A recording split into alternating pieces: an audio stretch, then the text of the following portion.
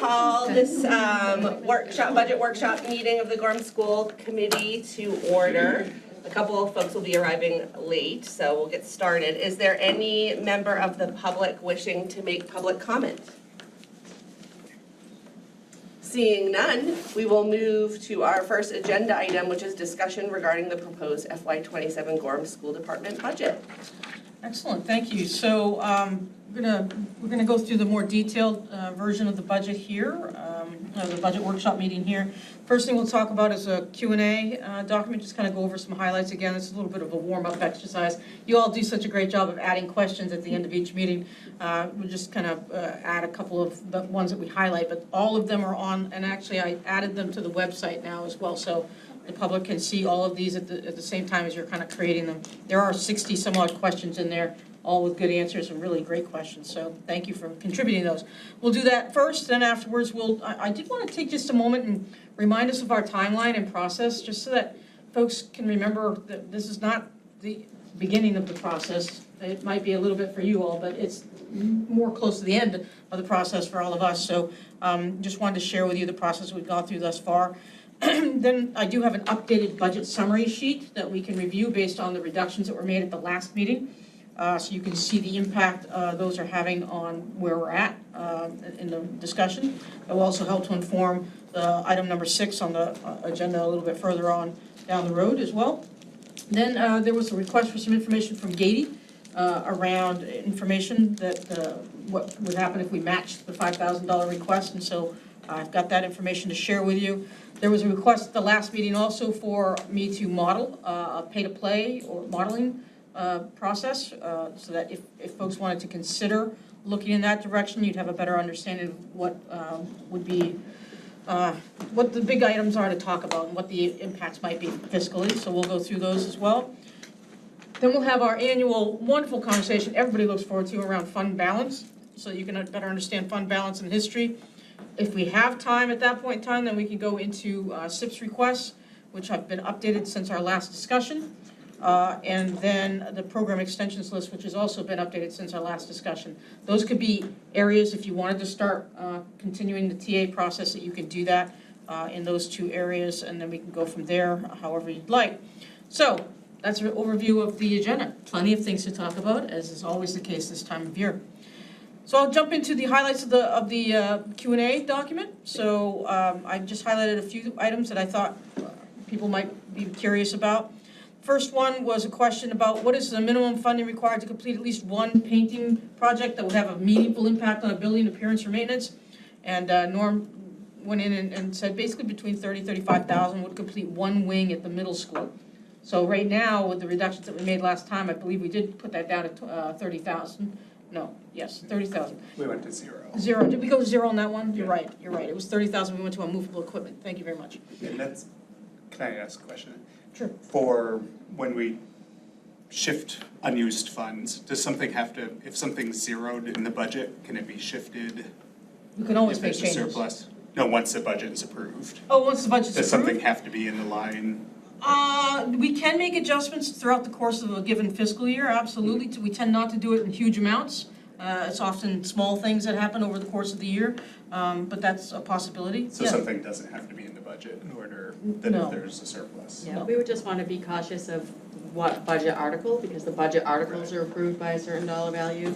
So we'd have to make sure we were spending within that total value. Thank you. Another question that was asked, what's the average cost of recruiting and hiring a new teacher? What additional indirect costs are typically associated with the recruiting and onboarding process? I gave a very nice long-winded answer here. And if you want the details, you can go through all of those things. But really, at the end of the day, the average cost is around $20,000 for a professional position to go through a hiring process. So that's the state of Maine. It's documented. That was reported to the legislature last year by the Maine Department of Education. So, but there's a lot more detail in there if you want to see all the little ins and outs of the process and what it costs and people's time and that sort of thing. So I'm not going to read the whole thing. Another question that was asked, would there be any new funding made available if Gorham were to designate a building as a community school? What would that look like? Would it be possible? Is this something that we should research? So first of all, I did want to, in the answer to the question, I kind of defined a little bit about what a community school is. A community school is different from a traditional school in that it is geared towards the whole child and offering lots of programs that otherwise would, in a typical traditional public school setting, be offered in the community. For example, mental health counseling, dental work, medical, doctor appointments, those kinds of things, healthcare services, after school, before school care, childcare services, nutritional services. So a community school is really aimed at offering, as a school, what a community typically would offer. So that's just, I wanted to make sure that people saw what that definition was. So the way I answered that question is that there are some grant funds that are out there right now that would help to offset some startup costs associated with creating a community school, if folks wanted to look in that direction. The problem is those are grant funds, and as like any grant funds, they go away.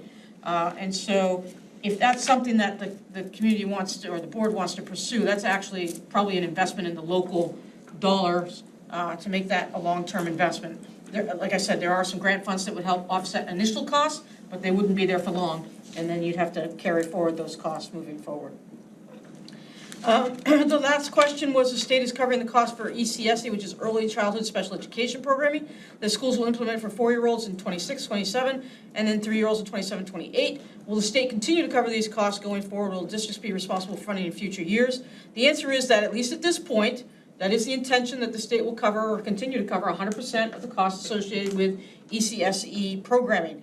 I do want to be clear, however, that nobody controls the legislature. They make their own decisions every year, and so what is made by one legislature does not, bind the hands of another legislature. So that's the intention at this point in time. I cannot promise that for the indefinite future. So that was some of the questions that were asked, and I wanted to just take a moment to review. Is there anything else that folks saw in there that they wanted to review real quick, or all good with that? Okay, it's a nice little warm-up exercise, get your brains thinking again around the development of the budget. Hi, Nicole. Hello. The next piece I wanted to review is just a really quick review of the timeline, budget development timeline, and share that with folks again, making sure that folks understand that this is a long, long process. What we do is we actually start the real actual budget conversations really begin in October of each year at the school level, where we talk about it as a senior leadership team across the district. We work to kind of review some timelines and development process. We just discuss direction. We begin talking about some big picture ideas, priority areas, those kinds of things with the school committee here. The more official and more public launch is here in November with the school committee and our annual dessert discuss meeting that happens every November. That's where we really talk and share a lot of information with the school committee around conditions in the district, where we're at, what are some of our needs, and those kinds of things. We also is where we determine our priorities for the FY25 budget.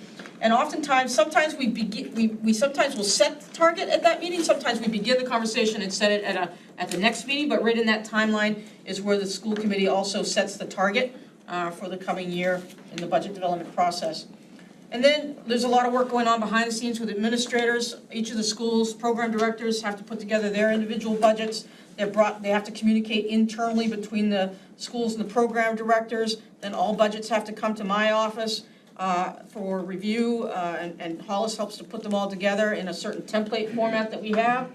Then during that month of December and into January, we have individual budget meetings with each of the program directors and principals, where we talk about each of the lines that they're requesting, where what's going up, what's going down, why, how's that aligned with our strategic plan, how's that aligned with what we're trying to do in our priorities, those kinds of things. That's where they answer the hard questions about, do you really need this, or do you not, do you kind of want this, those types of questions.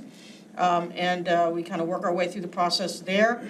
Then by the time we get to the early part of February, my initial proposed budget is completed.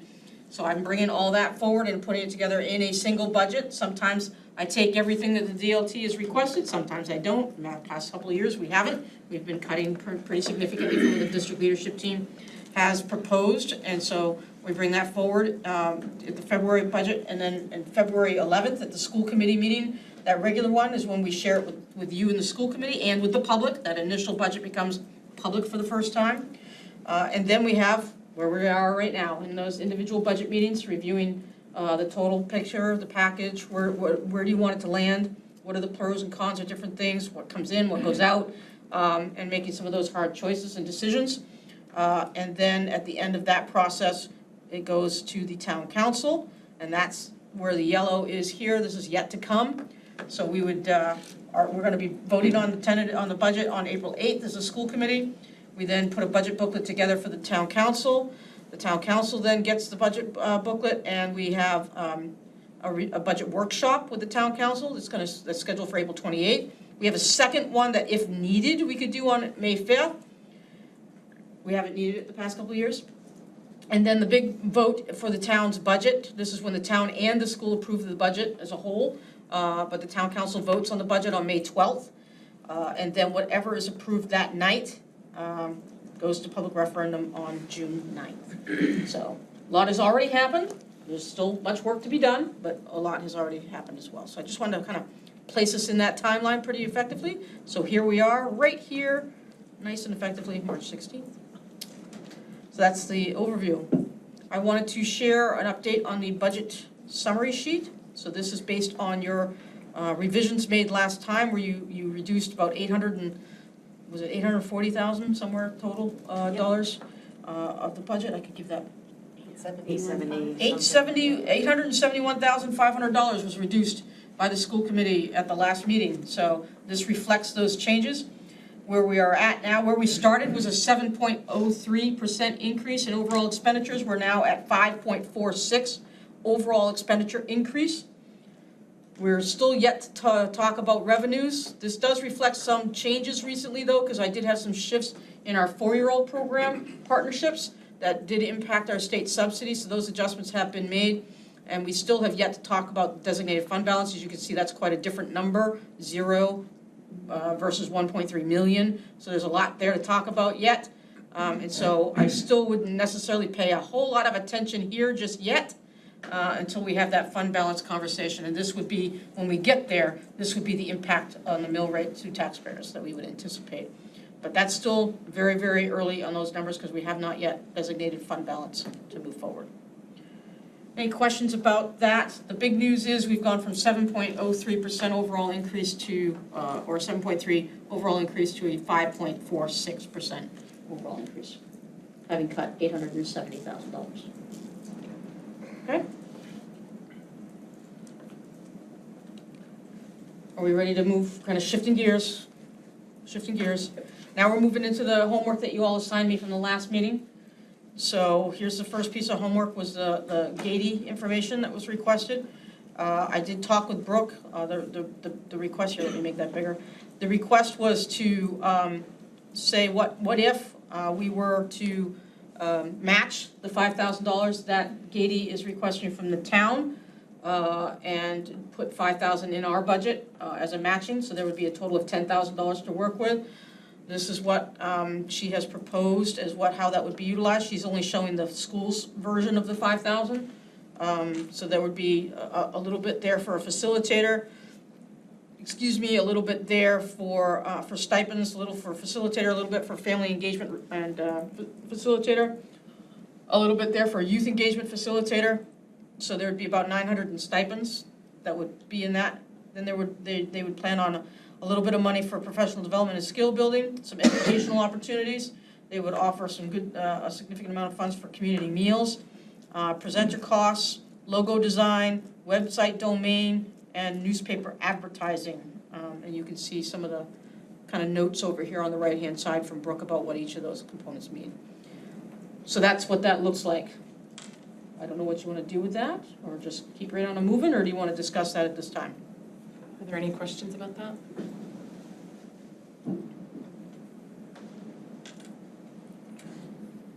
Moving on? Let's move on. All right, moving on. The next piece was the second homework assignment, which was a little more substantial, I would say.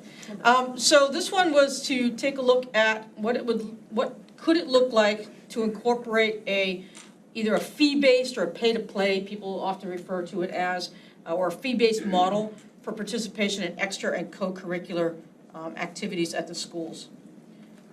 So what I did, or what's linked in here, and you can peruse this at your leisure at any time. There's a lot of words here.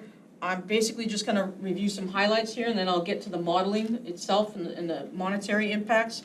But, so the introduction is basically, you all asked me to do this homework at the last meeting, so I talked about that. I talk about the fact that extra and co-curricular fees are charges that some school systems assess to help support student participation in activities.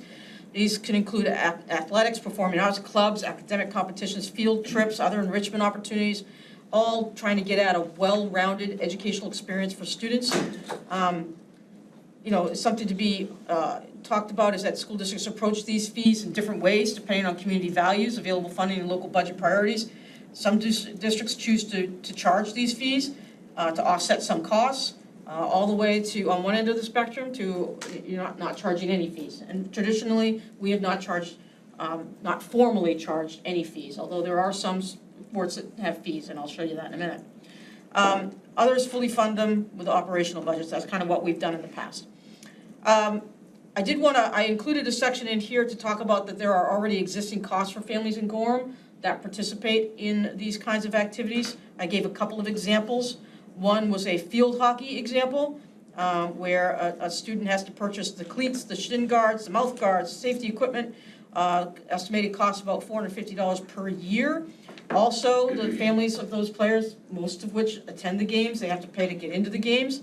So that's $5 for a game, 14 games, another $70. And then add in, there's a summer program cost of $50 per student. So even in a relatively short season like field hockey, there's about $570 that a family's paying for a child to participate in that program. Another example, again, I tried to use some ones that maybe weren't the typical ones. So golf was my other example, which I thought was interesting. For example, and I'm not a golfer, just so you know, I had to do some research on this one. One more example from a slightly more involved sport that some folks may not think about is golf. So for a student to participate in golf, the family has to pay the junior club membership fee of $200. Then the equipment for golfing, which is no small amount, that's pretty expensive. Clubs, gloves, shoes, etc. The cost about $500, anywhere between $500 and $1,500, depending on what they get for the clubs. For that exercise, and then I would say I'm going to go with a minimum of $500. Then there's a summer club membership fee of $200 again. So to play golf, a student's family would need to spend about $900 per year to play golf. Yeah. Just in that type of example, like, that's just the cost of having to play the sport. That's not revenue. Like buying clubs for golf doesn't. And we don't do that. That's the families that do that, just so you know. Yeah. Yeah, what we're providing for the golf team, for example, mostly we're providing a nice shirt for them to wear at the competitions, and we're providing transportation and a coach, and that's about it. The rest of it. Wouldn't you say the same about basketball? Yeah, I mean, we put Gatorade out there for the games and stuff, so it's a little bit different, but yeah, I mean, for the most part, yeah. Okay. Yeah. So what's the 1,500? That would be for their clubs, up to $1,500 for the clubs, Oh, I see. like the actual The hit the equipment, ball, too. yeah. Okay, I did include, and there's a lot of links in here, so this is important for you to look at, and so there's links in here. So I included in here, there's a list that Athletic Director Tim Spear went through every single one of our athletics and just kind of said, is there a user fee? Is there an admission fee? What's the equipment cost? What's the summer programming? What's the fundraising expectation for each one of them? So you can see that in more detail across the board. That is not pay to play. That is not a fee-based structure. This is just sort of, what are the costs to participate in all of these, okay? So that's in there. Then I did a section on other schools in Cumberland County. There are 3 other school systems in Cumberland County that charge a specific baseline fee for athletics to participate in athletic programming. Those are, and I say Cumberland County, it's actually SMAA, which includes some of York County. Falmouth, Noble, that's why I said that, Noble is not Cumberland. Falmouth, Noble, and Scarborough, so only 2 in Cumberland, Noble is in York. Falmouth does $175 per year at the high school and $100 per year at the middle school, flat fee. Doesn't matter if you play one sport or all 6 of them that they offer during that time frame. That's a flat fee that cuts across the board. Noble does $75 per sport at the high school, $35 per sport at the middle school, and Scarborough does $100 per sport at the high school and $75 per sport at the middle school. None of them do anything with clubs or activities outside of the athletic realm or the competitive realm, which would include also theater that are the MPA-sponsored theater events, like the one-act play, for example. Then I did a section here on ethical considerations, because I don't want to forget those. This is part of why we've never really gone down this path, because we kind of have always felt like these kinds of programs are part of what we consider a well-rounded educational experience for our students in Gorham. And if it's something that we consider part of the educational experience here in Gorham, then we fund it, so we have. And that's kind of, you know, there's more details in there you can read, but really it's around barriers, unintentional barriers that are created for families that can't afford it. You know, putting up those kinds of things is an equity or access issue that if you put fees in place, that you start to have conversations about those concerns, because they do become barriers. So I also, above and beyond here, I know you didn't ask, but I did put together a little chart here, some potential positive impacts, potential negative impacts, to looking at these kinds of ethical considerations at a pay-to-play model. So you can review those at your leisure. Some things that people have considered by other districts when thinking about this. If you're worried about, for example, the economic barriers, then you should probably think about scholarships or waivers. You should also probably think about family caps and limits on each family, what a family can pay or is required to pay. Those kinds of things are ways in which other systems have dealt with those kinds of issues in the past. And then sort of ultimately, it's up to us as a district to decide whether this kind of program would be in alignment with our mission, vision, and core beliefs. So that's all, that would be your kind of conversations. And then, here's the last part, I saved the best for last, is the quick look at the numbers. So what I've done here is I've modeled 3 different options. I've done them entirely separately, but you could piggyback or look at them in combination with one another. But I looked at them separately so you could see them in that way. I also did take the liberty, because I'm pretty sure that this is, if you were going to go in this direction, I'm pretty sure you'd do this, looking at creating a scholarship or waiver process for families in need.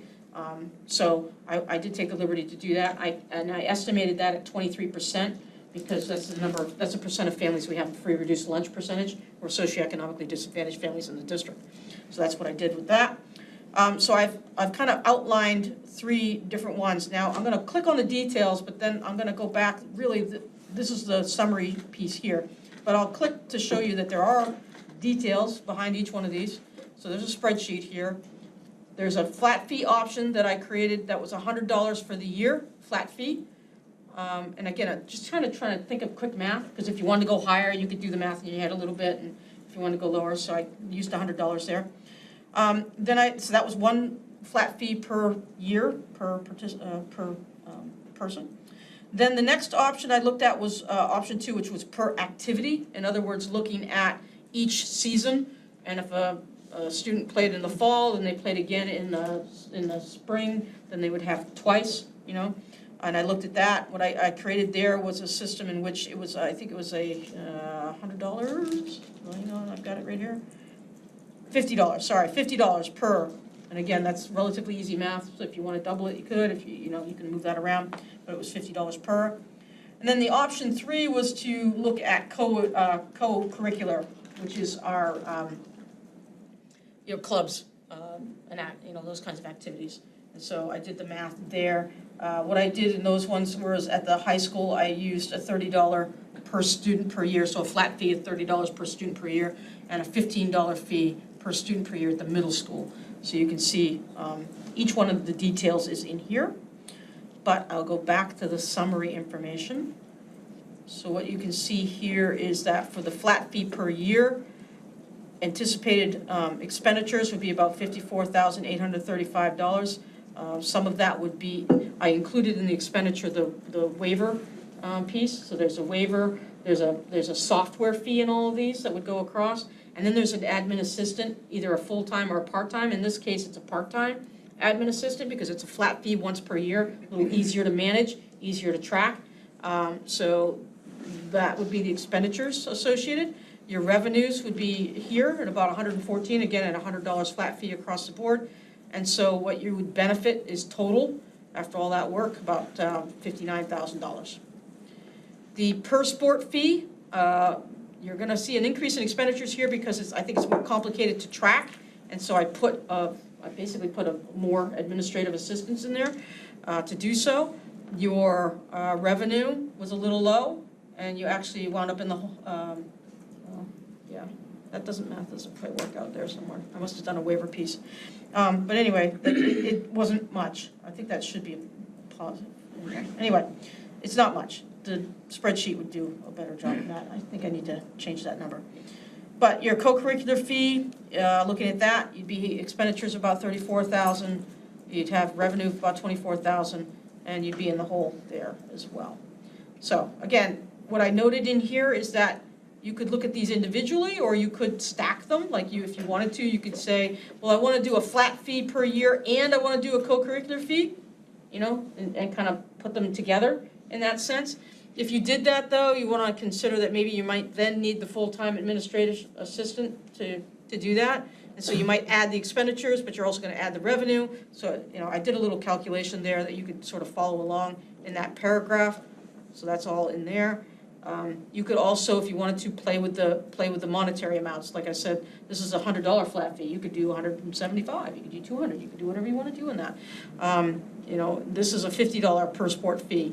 So you could do $100 there if you want to try to do that. Or you could look at your co-curricular fees differently as well. So any of those things can slide, but this just gives you an indication. The summary of findings, this basically, examined these pieces. It highlighted several important ethical considerations. You got your costs, you got your expenditures, and my recommendation is that there's really a pretty modest financial benefit that could be realized through the implementation of this kind of a model, and then weighing that against the potential negative consequences of barriers and access and equitable student opportunities, and also the shifting of mindset that these are somehow extra or above what we consider a holistic experience for our students in our schools. I don't think it's worth it, but that's my recommendation. You all can go in a different direction. So that's the homework. Are there any questions right now? Thank you for putting all that together. Yeah, I mean, that's a lot of work in a short period of time, so thank you, and Tim for doing that. Yeah, Tim did a lot of great work. I think let's, again, do our homework to review this. We could discuss it again next week if there are questions. Tim will be able to be here next week. He's unable to be here tonight. Yeah, sure. No problem. It would be great if you did review this and you had specific questions about it, to add those to the Q&A document, so that we know what the questions are to prepare for next Monday. Yeah. I mean, I know that it was a lot of work. I know that this is something that often comes up every year, and I think it was an important piece for us to talk about, discuss, have folks in the community be able to know that the work happened and what, the fact that we're weighing this out and positive versus negative impacts, so thank you. Can I ask a question about the positive and negative impacts? Just for context, if we were thinking about this from a revenue perspective, because it's not going to decrease expenditures, but it could offset. Yes. Because we're talking in percentage of the budget, like what is the best case scenario? How does this offset the increase in the budget that we're talking about now?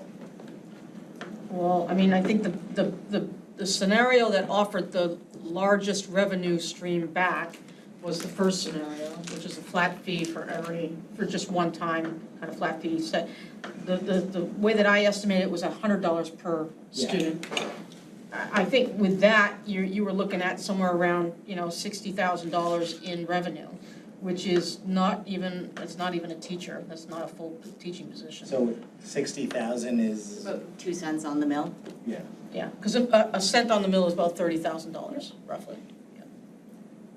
And for purposes of what we're trying to do by getting to a 4.75% increase, is 60,000 a I'm 0.1%. Well, I mean, if that's the expenditure goal, then it won't have any impact on that. If it's the goal on what the Because your expenditures aren't gonna impact change. is, right. I In fact, know, your we keep thinking expenditures will about go up, using right? money. This would only have an impact on revenue.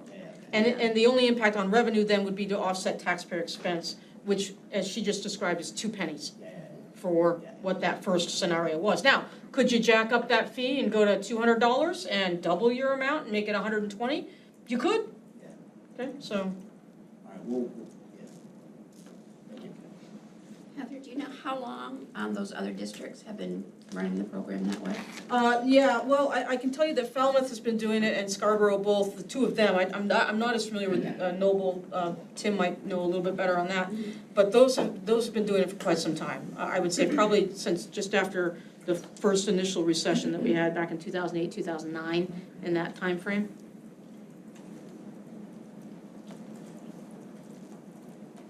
Brian?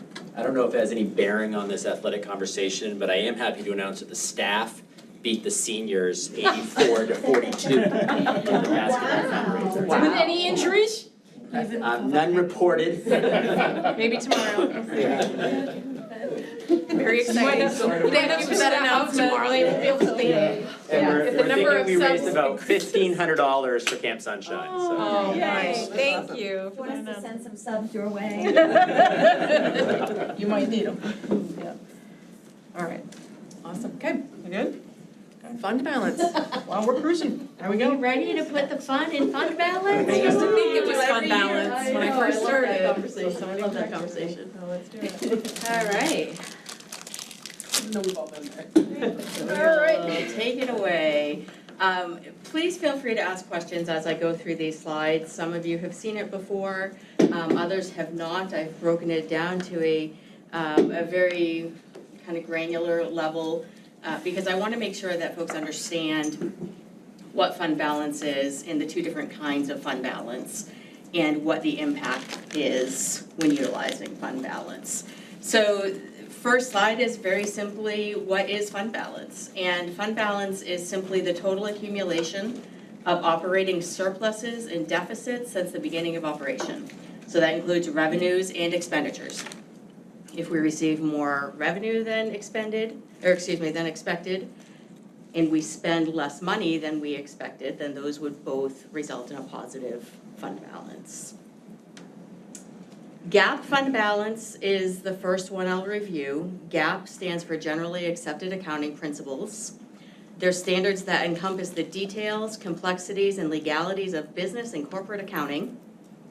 The Financial Accounting Standards Board, which is known as FASB, and in the government world, it's GASB, or Governmental Accounting Standards Board, uses GAAP as the foundation for its comprehensive set of approved accounting methods and practices. So we are required by law to release GAAP financial statements.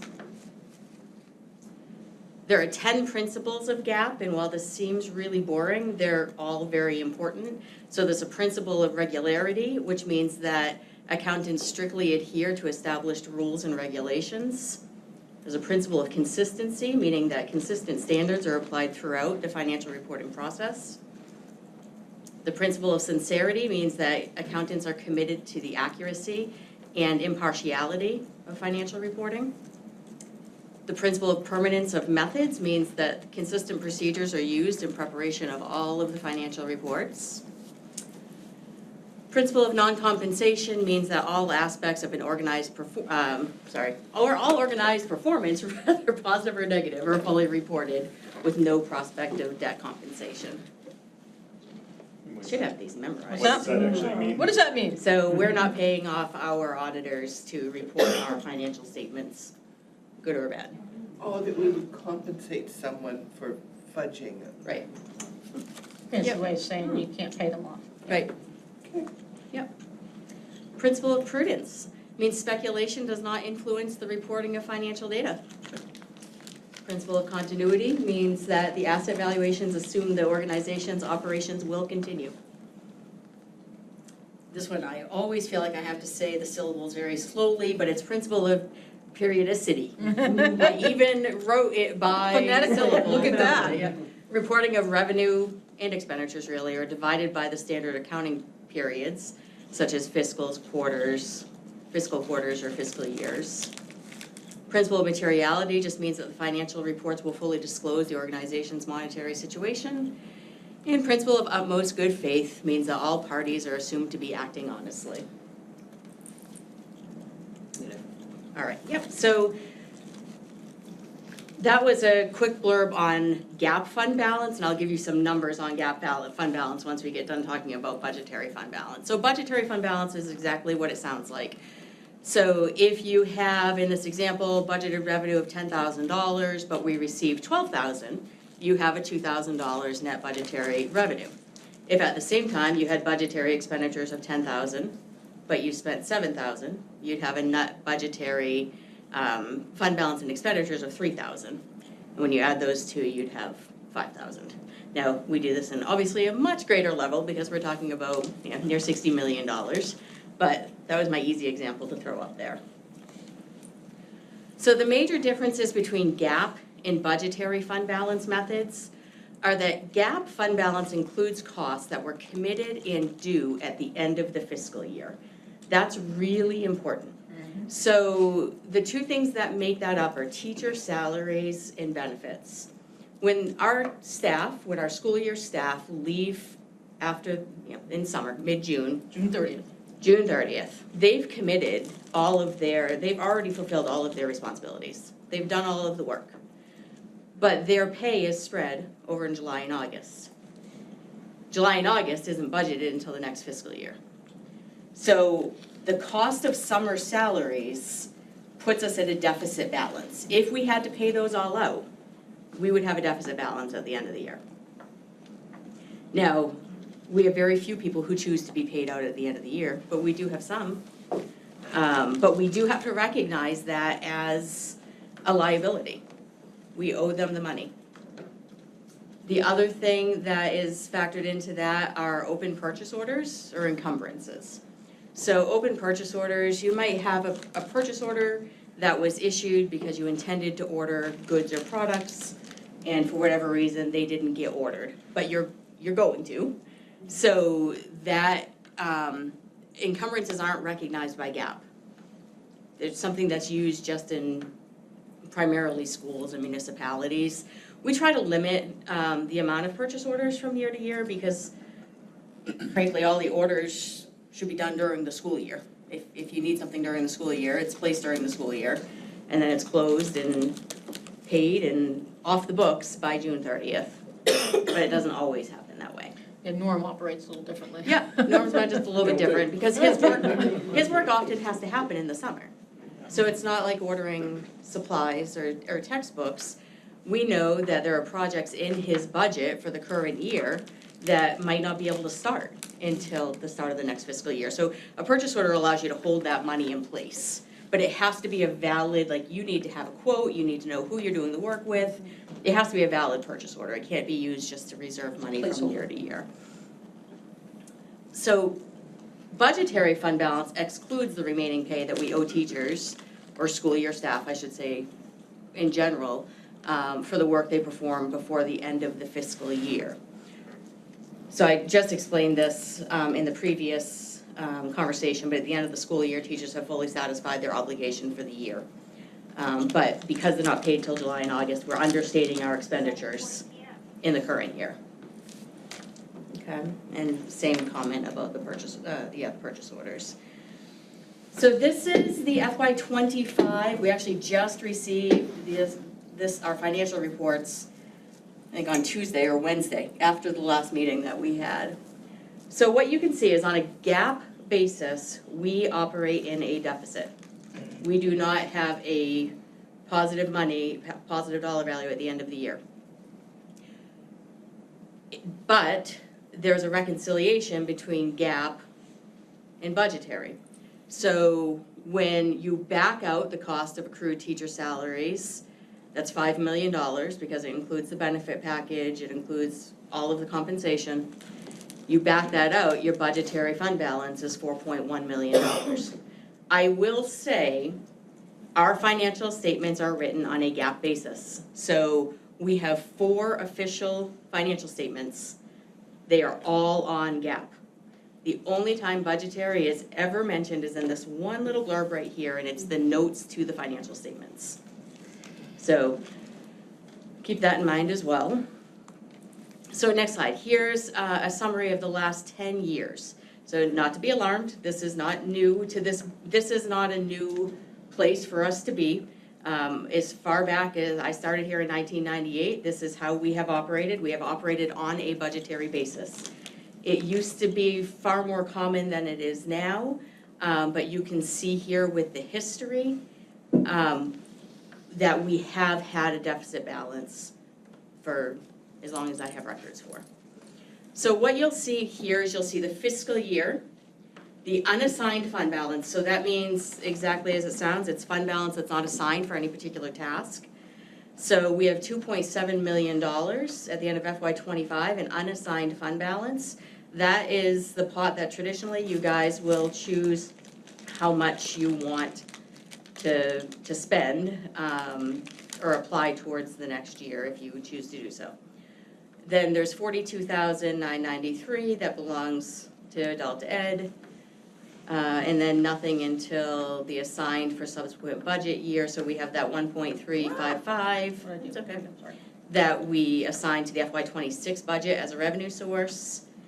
And then the 4.1 million is the total budgetary fund balance that you saw on the financial statements. Now off to the right, you'll see again, the GAAP balance is just under $1 million deficit, and the value of accrued summer salaries is 5.1 million. Now, what I did, those little percentages you see underneath, is that unassigned balance, 2.7 million, is 5% of our FY26 budget, 26 or 25, I guess I have to double check which Probably 25. which one I think, did looking at that off from. And GAAP basis, it's negative 2%. The reason I put that there is we often talk about the auditor's recommendation is to keep 3% of fund balance in the books. And I want to point out that when they say that, they're saying 3% of GAAP basis. So, because sometimes I'll be asked, well, you know, you're at 5% fund balance, and I said, well, no, we're actually not. We're at 5% budgetary, but the recommendation is 5% GAAP. So we're actually at negative 2% of GAAP. So we're 5 percentage points away from where we should be, or they want us to be, at the end of the year. Yeah. What's the rationale for sort of letting that continue to go since you've been here? What are the people on the other side of that saying? Sure, so the reason we can operate this way is because we are part of the town's checking account and their financial reports. The town has a very, very, very healthy fund balance. So our deficit is balanced out by the town's surplus.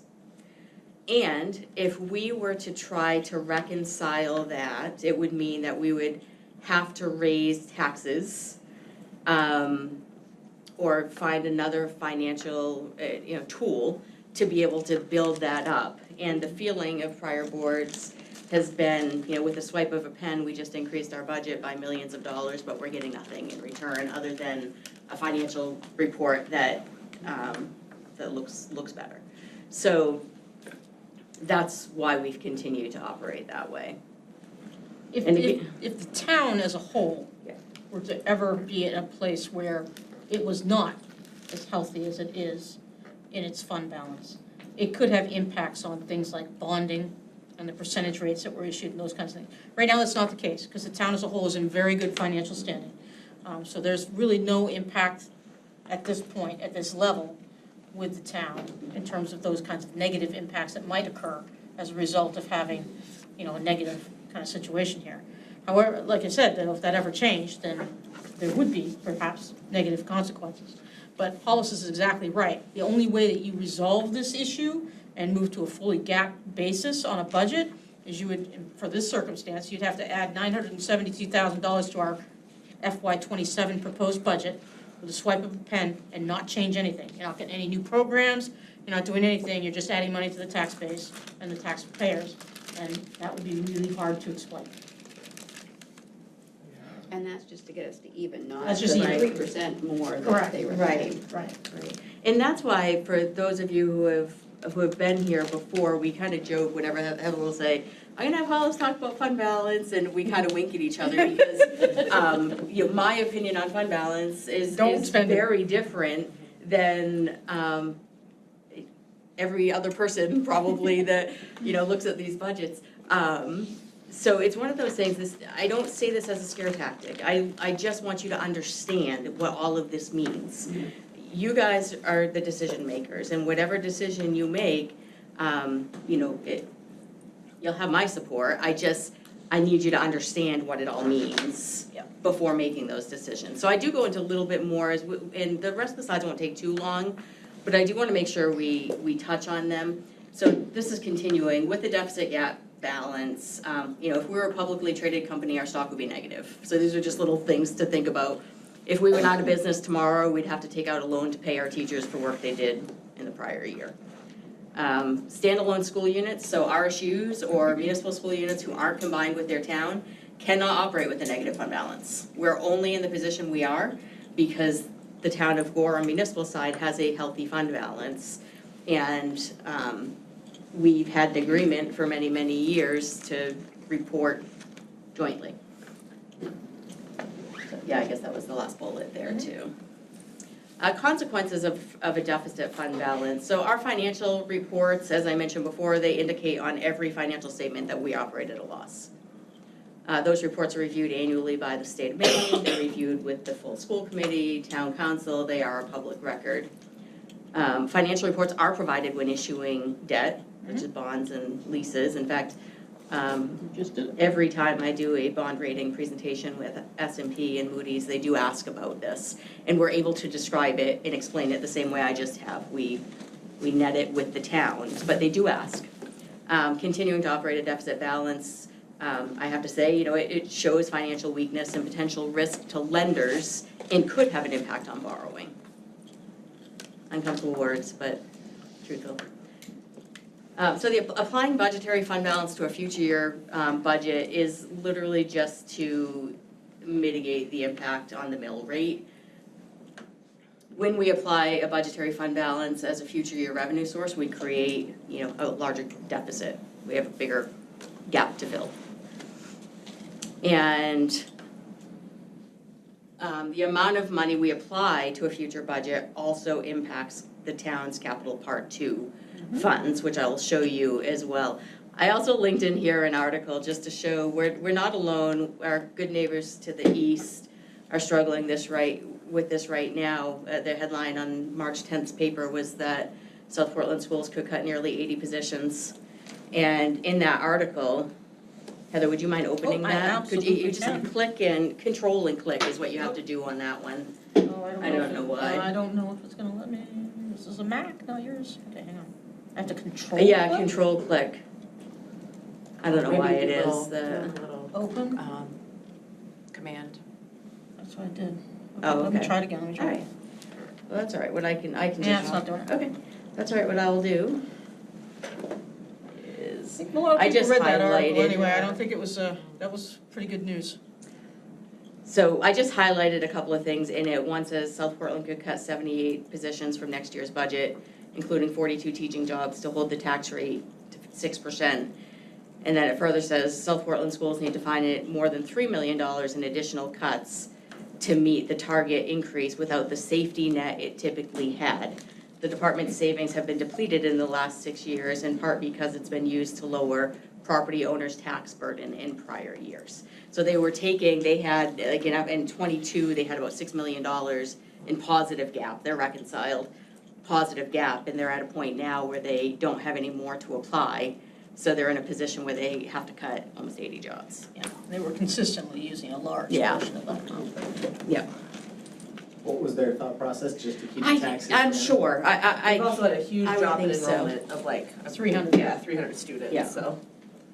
And the target that they established was pretty low. Right. Yeah, but the point is the same, that if the fund balance is gone, It's gone. it's gone. It's really hard to build that back up again. So I mentioned that what we have for fund balance is calculated into the capital part 2 budget that the town uses to fund capital projects. In fact, they've been helping us with it as well in recent years, which has been great. So how that's calculated is you first identify, in this example, the FY24 town and school unassigned fund balance. And in those financial statements for 24, that was about $11.8 million. They then identify the total FY25 town and school budget, which is $75.8 million. And then they have to keep 8.5% of that amount. They can't touch 8.5% of that, but the difference between the unassigned balance and the 8.5% is what's available for their SIPs. So the more we take of fund balance to apply towards the next year's budget, the less money is available for SIPs.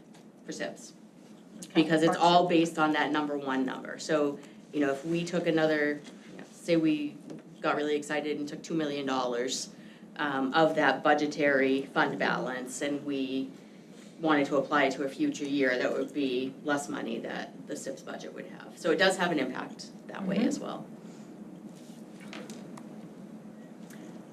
And so simply again, applying budgetary fund balance as a revenue source can be viewed as a short-term tool to mitigate the mill rate increase to taxpayers, but it should be considered without understanding the impact on the strength of the organization.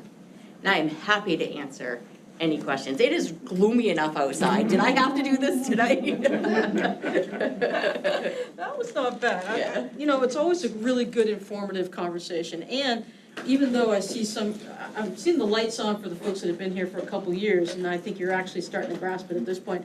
Those of you that are new, if you don't get this, please ask questions, because it's important to understand.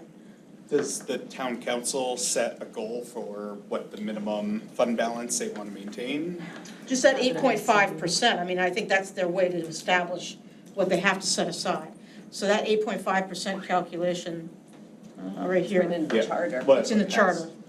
They have to retain that, yeah.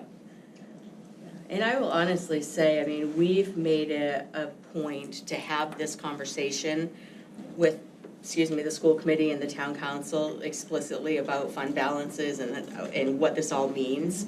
But I think prior to, maybe 10 years ago, there wasn't a ton of conversation that occurred.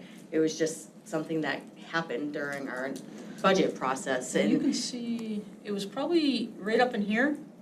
It was probably 2018-19, somewhere in that vicinity where we had, remember there was a year that we had to bring on the benefits? Yes. As part of that that's exactly accrual? it. Yeah. And when that happened, the town lost a significant amount of money. It's like 1 point something or $2 million, like with a snap of a pen. Yeah. In what they could use for capital. That brought some eyes up and It did. attention, and that's when we had to really make sure that we were every year having these conversations. Yeah, you're absolutely right, because at that point, it was just the salaries. Right. And then the cost of health insurance has grown so significantly that it now is a material amount that they have to report. Just because the cost of health insurance grew so quickly, they couldn't leave it off anymore. They had to include it in the calculation. So that particular year, the town was expecting more money in their SIPs budget, and were quite shocked when it went down. It was almost As a million, result, yeah. I'm glad you remembered that, Heather, it's a good point.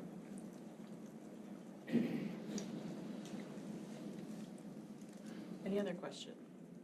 Oh, can I point out one more thing, Heather, while on that slide? This slide here? Yeah, Yep. so Heather mentioned last week, and she was spot on the number. If you look at the FY '24 and '25 total, we only grew fund balance by less than $300,000, just under $300,000 in FY '25. And that's more normal than the years where we grew significantly. Those were Well, it had to do interesting with federal years. funds, COVID, Yep, had us unfilled spending money differently. It was positions.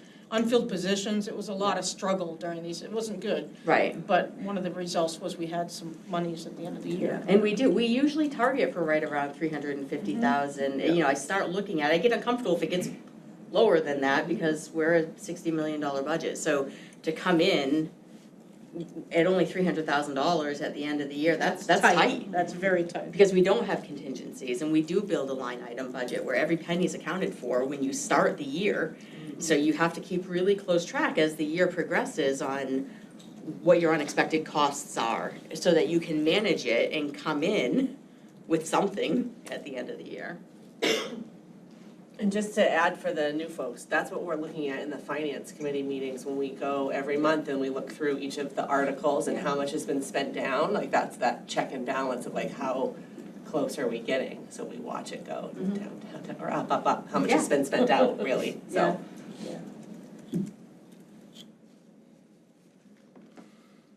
A lot to take in.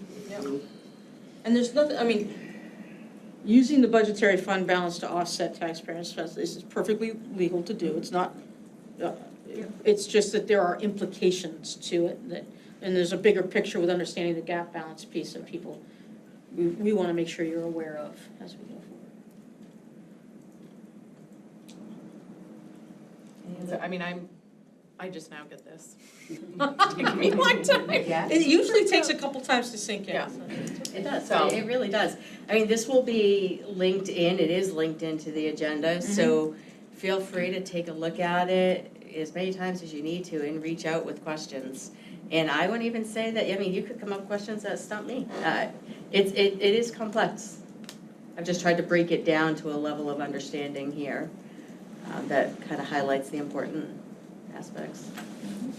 No, thank you, Hollis, you always do a good You're job. welcome. It's a lot, It is. you know. And there's Sure, no you- way to like sprinkle it with glitter and make it pretty. It's just factual. Like it's just factual. You have to understand it and know what it is. That was depressing. I'm Yeah. sorry. It could be worse. Yeah. It could be worse. Some We're not candies, about some worse. candies. It could be worse. Candies. It could be South Portland. I guess I didn't understand it enough to see it as depressing. It I know. looked like it was all under control as long as no surprises. Yeah, and as long as we, I mean, I do want to point out, I do think it's important to point this out, let me grab the slide one more time. The utilization of this right here, $1.3 million, you can see is quite a bit larger than we've ever done. And you could also see, I hope anyway, that if you utilize this every year, it would only take us a couple of years, and we'd be where South Portland is. Right. So what you can't do is you can't use that same number, don't do it. Well, and what is a comfortable number? That you have to To have figure out a little bit. I mean, I would say, 640. Like, what's the most, like, the world falls apart, like COVID year, or the most expensive year you've ever seen, like, how far do you come off? Do you need 4 million, do you need 2 million? what I like to think about is that on a regular basis, on an annual basis, we typically, minus some of the abnormalities of COVID, right? We typically see about $350,000 as balance at the end of each year. So you don't want to go, I mean, that's what you're replenishing each year. So if you put $350,000 into the fund balance to offset taxpayer expense, and then you get 350, you break even, right? So that's sort of your break-even point. If you're going above that, you're dipping in. How far do you want to dip in? That's your question mark. But, so that's kind of my, on an annual basis, we're right around that 350 mark is where we are. So that's kind of, that's how I kind of think of it. And for the folks who weren't here last year, I'll give some context for why we went to the 1.3 million last year, because that was a jump. At that point, we had surplus revenue from some new revenues that Heather and the district had worked hard See it to right here. start receiving. See it? So we weren't budgeting for, full amounts of CDS billing or state agency billing, and there were a handful of revenue sources that were understated on the budget. So that meant, because when you only expect to receive, going back to my example earlier, $100,000 in revenue, but you receive 150, there's a $50,000 revenue surplus there. However, so at the end of the year, we had a large amount of money because of the revenues. But what you have to keep in mind is in FY26, we did start budgeting those revenues more accurately.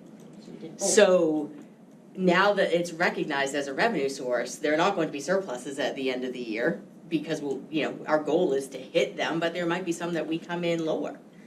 We could come in lower than those revenues. We try to be very conservative, but it's just, you just don't know what they're going to be until you're living in it. So that 1.3 is an anomaly because of that. I wouldn't expect that you would want to come close to that again. So typically what happens is, correct me if I'm wrong, once we get to the revenue piece where Heather goes over revenues, we then decide what we want to use for fund balance. I try to get you all as close as you feel humanly comfortable on the expenditure side. Yep. Basically get you as tight as you feel like you can get on the expenditure side. And then look at what that means on the revenue side to taxpayers. And then, you know, that's this fund balance figure is the last figure to plug in. Yep. And see where that gets you. So we have a little bit of time to kind of wrap our brains just around the process, and then, We noticed that Yeah. adult ed designation Yep. gets smaller and smaller. Yeah, well, that, so mainly, if you look at FY '21, that's when we had revenue that came in for the shared agreement between Gorham and Westbrook. Because we shared a We directive. shared a program, so we were generating pretty high revenues at that time for that program, but that is no longer the case. So once those revenues stopped being received, the fund balance for that program started decreasing, which is okay. I mean, that program's only a $400,000 program. So to have 42,000 in fund balance is actually a good position to be in. They're also part of our general fund, so you won't see anything on our financial statements that actually point out designated for fund balance. It's a calculation we do internally. But they're considered part of our operation fund for financial statement purposes, not for warrant article purposes, but yeah, good question. It's because of extra revenues. And then we applied some fund balance money, adult ed fund balance money for 2 years. We took $40,000 2 years in a row. That's why you see, It chunked. yeah, Right here, and right here. Was it those 2 years? I think it was those two. it might have been, I'd have to go back and look, but I think it's basically where the years show 640 and not just 600,000 on the Yeah, assigned for subsequent budget year. yeah, you're good. Yeah, those I two. could double check though. That's right. And then, you know, just kind of connecting the dots, just gonna go back one more time to this. Remember, we looked at this, right? And this is where it's blank right now, right here, okay? But sitting at blank, this is the impact to the mill, $1.10 on the mill, which right now would be an 11.6% increase on the mill, with nothing in this category. And with our expenditures where they're sitting right now at 5.46%. So that just kind of closes the loop on all of these things and how they work together.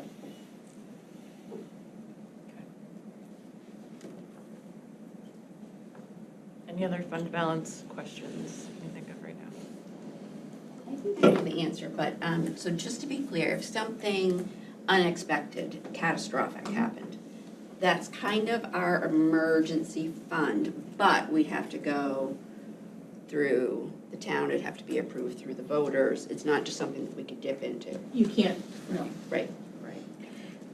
When something comes up throughout the course of the year that's, say, not catastrophic, but when an unplanned budgetary expense comes up, we track those things and Heather and I have a We have a separate running list. report, and it's basically, I keep any unanticipated revenues, it's basically set up like a profit and loss statement, so I have unanticipated revenues at the top, unanticipated surplus revenues at the top, and then unanticipated expenditures, and we balance them out. Most of the unanticipated expenditure surpluses, we've been fortunate have come from the cost of attrition, basically. So when somebody retires and we replace them, we record that cost of hiring. And we've been fortunate in that we've had a surplus. It could go the other way, but that's why we're cautious about when we put in a $95,000 amount for a new teacher package. Right, yeah. That's why we do that, because it impacts us in the next year. So for small things that don't require us dipping into fund balance, we can still accommodate requests as long as there's money somewhere in the budget to do that.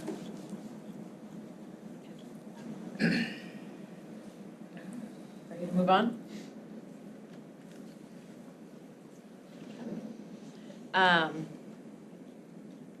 So we decided way back when that we would look at the SIPS requests first over the program extensions list.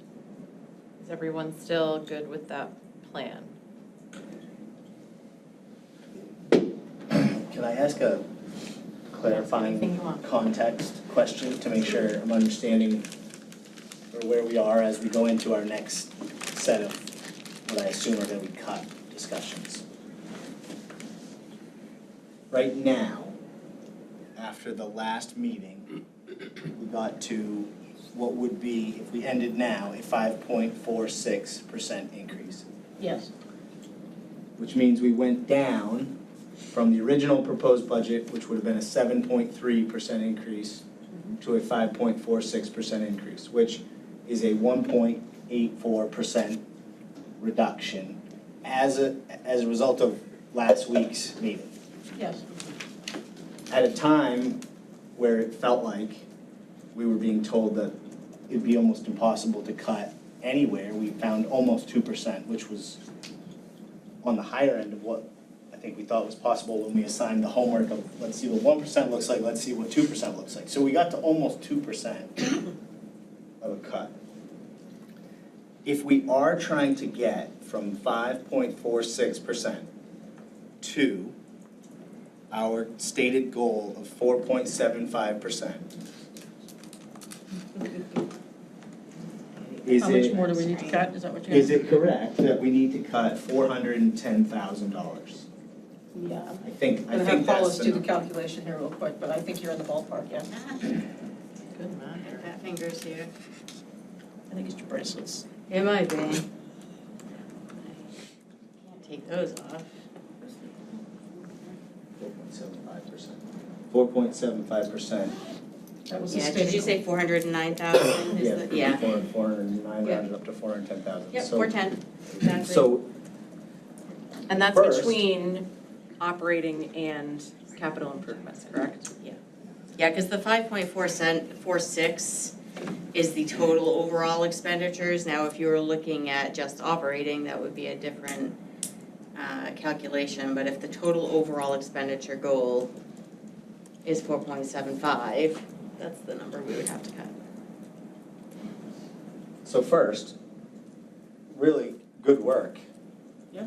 You I know, mean, with- $878,000. before we go into continuing to slash to get to a number that we created, 4.75 was the number that we talked about in October with, you know, it's rooted in aspiration and less in reality until we start to see what the numbers look like. So we picked a number, which I thought was too low at the time, but I did understand the reasoning behind going with that number. But we're almost there. Yeah, not too far off. I mean, considering the size of the total budget, $400,000 is not a huge amount. It's not, I mean, well, it's 0.75% increase. So best case scenario, which seemed impossible at the start of this conversation, which is why it's almost so fascinating that we were told, we need all this stuff. Well, I don't think it was impossible. What I tried to explain was that I thought that they were more programmatic conversations that you needed to have at your level versus my level.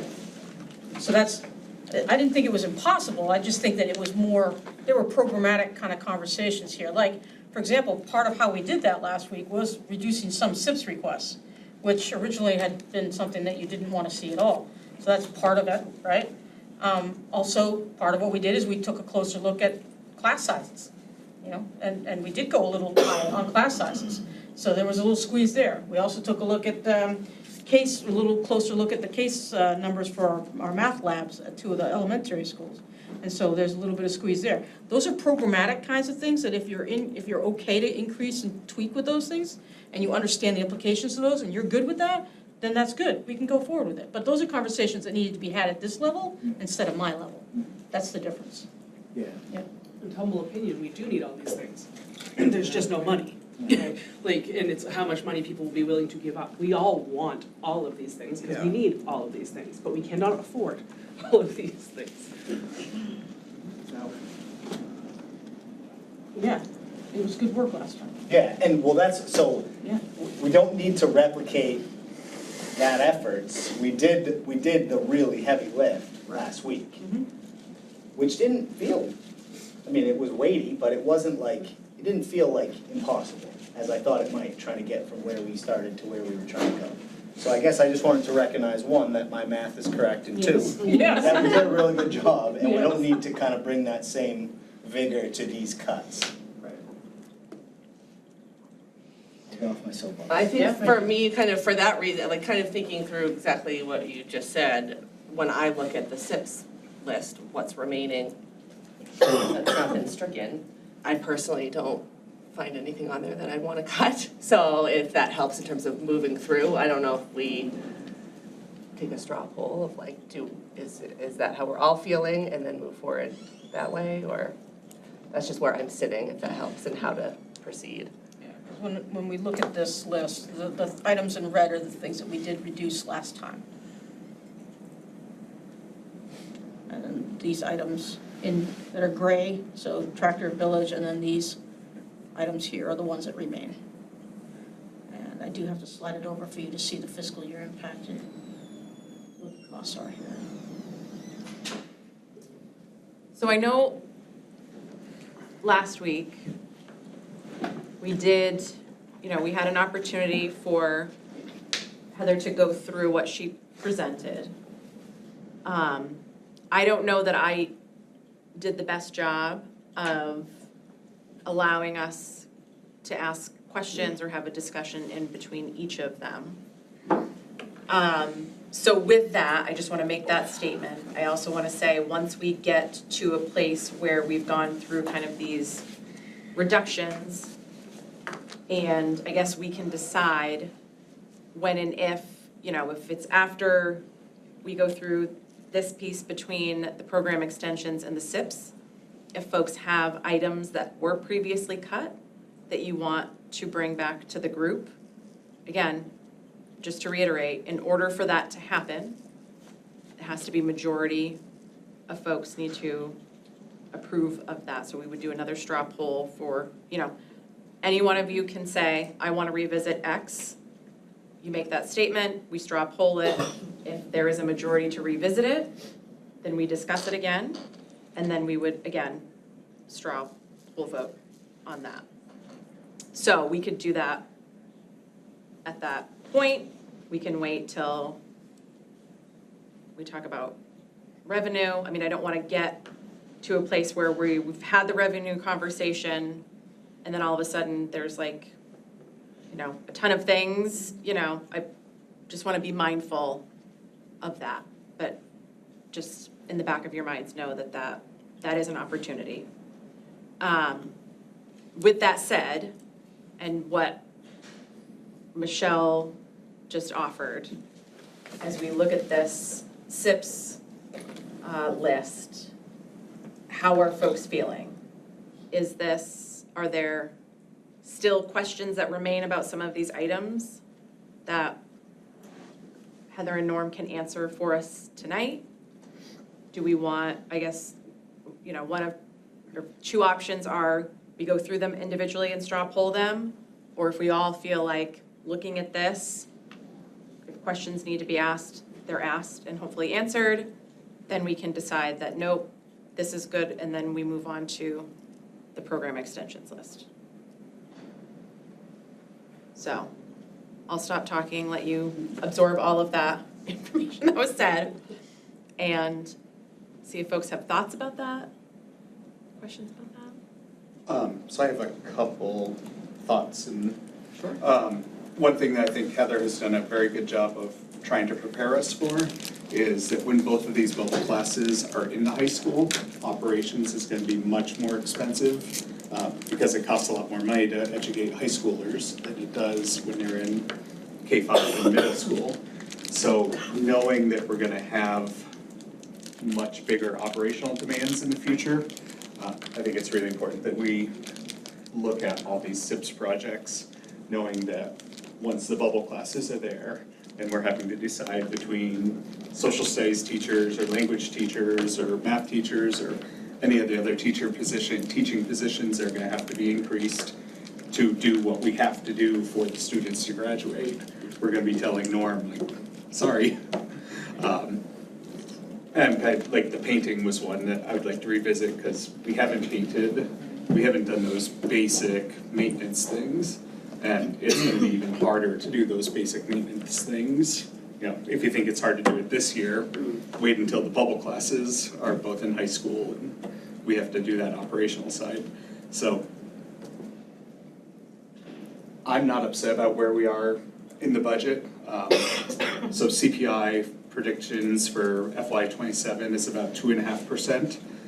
So that's kind of 2.5% inflation is gonna be, you know, to kind of keep the status quo, not changing anything. So if we're only raising the budget in actual numbers, an additional 2.5%, I'm not upset about that, and I think that's an easy number to sell. But I think we need to look at those. And for a specific question, with the hard surface areas, how old are those? Have they been resurfaced, and are they showing any water damage at this time, or? Yeah, in particular the middle school, we did some self-crack sealing last year, but that one's probably approaching 20 years, that particular one. So are these worth investing, or is it gonna be they're gonna need to be replaced because they're gonna likely be I think if we unserviceable? don't invest in them, then we'll be looking at a replacement sooner than later. Because one of the things, if you've noticed, like your houses this winter, our house has buckled and shifted so much, and that's. Bad winter for that, Yeah, and that's what's happening to all these hard surface areas, and they're gonna be cracked. And if we don't address them, they're gonna be cracked more, and they're gonna become a safety issue. Or they're just gonna be completely unrepairable or unserviceable and have to be replaced. That's where I am with my driveway this summer. Are you suggesting that you'd like to see that added back in? If it's a good investment, and it's not too late to kind of slow the damage down, I think it's something we should look at, because what's the replacement costs of those if we don't do it, and we have to do it in 3 or 4 years? Hundreds of thousands? Yes. Yeah. So, Should we decide if we wanna change our percentage from our original goal? I would second having that conversation. Yeah, I think you ought to address what's on the floor right now, which is he's suggesting that we ought to reconsider the 35,000, which would take 4 of you to agree with. Well, a total of 4, including Jeff. There's 2, so you need 2 more to agree to bring it back on the table. Jeff, if we, I mean, I get what you're saying about, you know, the stitch of time saves 9, better spend 30,000 now than a bunch of 100,000s pretty soon. If putting that money back means we have to drop some programs, I struggle with that, but I think, unless we change the percentage. right, And that's why Oh, we're yeah, looking that- at like- all these other factors before we address that. yeah, and I'm happy changing the percentage to kind of do these SIPs things that we're not gonna be able to do in the future. And just to clarify, are you focusing in on these, the priority ones, or are you also wanting us to look at items that are outside the priority list? Which is the not, so the priority list are the ones that are gray Not in having gray. the priority, yeah. Okay. The 1 through 17, or Okay. 7 through 17. Okay, I just wanted to Yeah. be clear, okay. Well, and then the painting, but that's not on here. But again, I think some of those could be shifted, numbers that could be shifted, like we approved the full movable equipment budget that we could consider knocking that down and bringing back painting a smaller level is how I would approach it. I just personally would have a hard time supporting bringing anything back in until we are further in the process of kind of knowing like the percentage and honestly knowing what we're gonna assign for fund balance. I think I would be more amenable to revisiting topics and I wouldn't wanna say no now. You know, when we had the conversation later, I might be more willing to like reopen something to consider if we know where we are kind of closer to the line. That's just my personal feeling on reopening anything regardless if it's capital or something we've already cut. That's just where I'm at with it. And I'd also be open to using a little fund balance to do these smaller jobs, but are smaller but still very important jobs. I think that, in my idea, that's what the fund balance should be, is kind of those small, important jobs that you're not gonna be able to get to otherwise. I think to be clear on the fund balance conversation, when we bring that in, we're not designating what it's used for. So we would designate an amount for the fund balance and then, you know, essentially to bring in any other items and then how that's comes out in the wash really is Yeah, to you all. if we decide we're gonna dip in 100,000 and we have 100,000 of SIPs, things that we wanna add back. But that means we're not gonna be saving on the mill rate at all by utilizing the fund balance. So like that's the lever to say at the end, you know, we need to reduce the mill rate. So if we're bringing in fund balance to just bring in back more, like the mechanism is kind of pointless at that point, so. It's not having a positive or negative impact on the mill rate. It would wash. It would be a wash. I do think that in the past, sorry, I just dropped that under your chair. This fidget's getting in the way of everything. I would say that in the past, what we've tried to do, and I know it's hard because none of this is done in isolation from one another, but I think that in the past, trying to get to that expenditure dollar figure that you feel is doable is the very first conversation. And so that gets back to your overall expenditure percentage, if you wanna go with percentage, or you could just say, I really feel like I need to add this back in, or I need to reduce this, or the expenditure conversation, really, you need to settle that first. And then the fund balance conversation comes after that. And that's really your lever to adjust what you think is a reasonable impact to the taxpayers. So again, I think the expenditure conversation and the revenue conversation are two different conversations. Blurring them early in the process leaves you at a point where you have no levers to pull at the end. And I know that you'll need them. So I would suggest continue to focus on expenditures. And something that I know, too, that I don't forget about, but I keep in the back of my mind is that still at the end of the day, this is a budget that we have to bring to the town council to approve. And we can sign up, you know, we can move forward with it, present it to the town council, and they can feel differently about that. And then we have to go back to the drawing board. So, just a statement to make, not, you know, want people to remember kind of the process and where we go from here too, because that also might change how the way folks feel or the decisions that folks make too. Is it okay, can I ask a question about one of the projects, or are we beyond? You know, might I make a suggestion? Yes, of course. You all seem to do really well when you build a little momentum in decision-making. The constant questioning just kind of spirals a little bit. I might suggest that you start with something like the SIPS projects, which I think people are relatively comfortable with right now, but maybe it comes out in conversation differently. Start at the top and just TA. Each one, individually, build a little momentum, have a conversation, ask the question as you get to an item that you have a question about, That's perfect, okay. and go from there. Try to build a little positive momentum. That works for me. Sound good? Yeah. All right, and we'll talk about it, folks can ask questions. And nothing is final. Correct. TA. Yeah. We're just TAing it. Yeah. Okay, I'm good. all right, let's roll with it. Great Falls Masonry repointing? Mm-hmm. Norm, those were those pictures that you showed us, right, of all like the water damage and all that, okay. Any questions about this? Okay. Give me 1 second. Do you want it in the budget? Do you want it in the budget? Thumbs up. You want? you don't want it in the If budget. you don't want it in the budget, Yeah. thumbs down, All right, thumbs up. okay? Okay, that's, Is there doubt? Last week? we did not go over each individual one last week. Okay. Next one. Pre-K special ed Narragansett. This is the bathroom?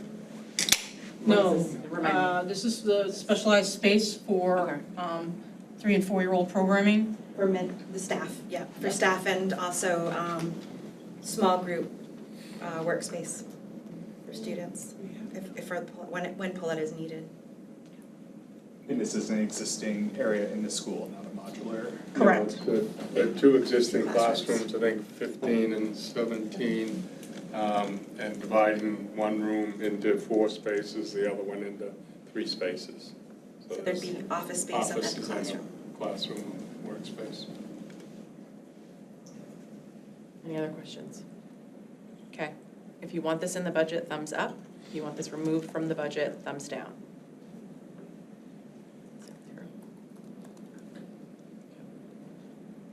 Middle school adult ed security, special education quiet room. So this is when I had my question, so it's Yep. probably for both Lucas and Norm. So help me understand, so if I'm, and I have a pretty good understanding of how the middle school is set up, so do adult ed students enter, or Richard, you're here, enter through the adult ed office? They do, okay. And so what exactly is the issue? Is it the adult ed, people are mingling and interacting with students, or students are coming into the adult ed area? What are we trying to prevent exactly? And can I just compound on that? Yeah. Like, I was gonna say, do you want me to draw a picture? You want me to email that to you? I can add it, but if you want to use that as a, if they're asking questions, you can use that as a Yeah, tool to help. yeah. the concern, you were sort of going to like, which direction is the concern? The students going in the wrong place? Yeah, what's or the the adults issue? going in Yeah, the wrong place? yeah. Like, how common is wrong person, wrong place? How common? It doesn't happen often. It's one of those things we just, if it did happen, we would rather be prepared for it. I think another, like, with adult ed and, we get a lot of students for adult ed that come to the main office during the day, right, because they don't know to go to the back. Or, another concern might be where an adult who is an adult ed might be trying to get into the building, they don't know what door it is, and just as, the waymakers could be tough. And there's some barriers there, and so get into a door, and then the student sees, and the students know you don't let anybody in ever. But they're also middle school students. So, in regards to down there specifically in that area, I can't think of a time where there's been an actual safety concern in the moment. I think the thought behind it is, if there was an emergency, if there was somebody in the building that could communicate with somebody on the outside, whatever it could be, we know that area would kind of be separate. But there hasn't been anything, at least, and I've only been there for 3 years, so, I don't know if there was anything before that, but in the last 3 years, there hasn't been anything specific to that, like, that area. But that obviously is where adult ed is, so that's where the focus was. Well, and when I first started in the district, my office was in the adult ed office. I was part of facility, long story. But I was there, and so even then, it is challenging to have those two programs exist so close to each other. So Bridget, how do folks that are participating in adult ed, how do they know where to go? Like, do they get written communication? Could we do more communication? Yes, and one of the things that actually Norm and I have talked about is adding a sign on the road. Okay. Because right now, if you put in Google Maps, Gorham Adult Ed, it takes you to our parking lot. If you put in 106 Weeks, it takes you to the front door. Okay. But I just want to clarify that I don't think this proposal would affect what you're talking about of people coming to the different doors, because that's, like you're saying, it's a communication issue. Mhm. I think the original question of like how much mingling, so there's a separate entrance and then a classroom Yeah. where our office is, and then around the corner is our classroom space, and then around that corner is where the bathrooms are Yeah. in the alt ed. So as far as mingling, people are mingling every day because they're going into the middle school space to go to their classroom and to the bathroom. As far as incidences, there really as far as I know, there aren't any. And so the bathroom that's right outside of the adult ed office is the FLS, student bathroom. Correct. So that's why that's currently not accessible and you have to go over across from adult ed, okay. Alt ed. Is the proposal that we're talking about going to fix the bathroom problem? Yes. Yes. Okay. Yeah. So then there will be, and are we trying to achieve separate bathrooms? Is that? Yeah, we would provide, the current student bathroom would become the adult ed bathroom. And we would restore what had been a bathroom, which room is it? In the FLS space. The FLS room? Corner, yeah. Yeah. So there had been a bathroom in there. We will restore that bathroom and make the quiet space in part of that classroom. It'll keep it so that the adults don't have access to the Yeah. middle school students. And the restoring of the bathroom is part of the proposal we're talking about? Yes. Okay. Yeah. So it's a wall and a bathroom? There's actually No. several things in there, so, Oh. yeah.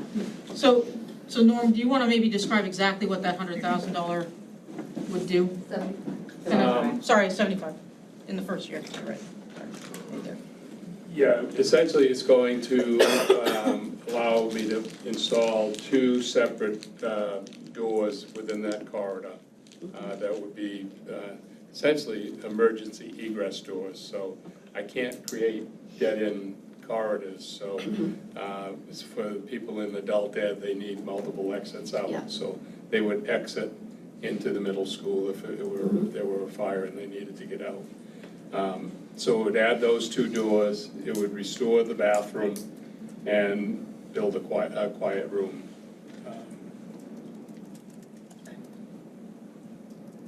Then just so you know, there is a second phase to all this that would probably be something that we look at in the following fiscal year for SIPs, which would take the adjacent room that is currently part of the FLS suite.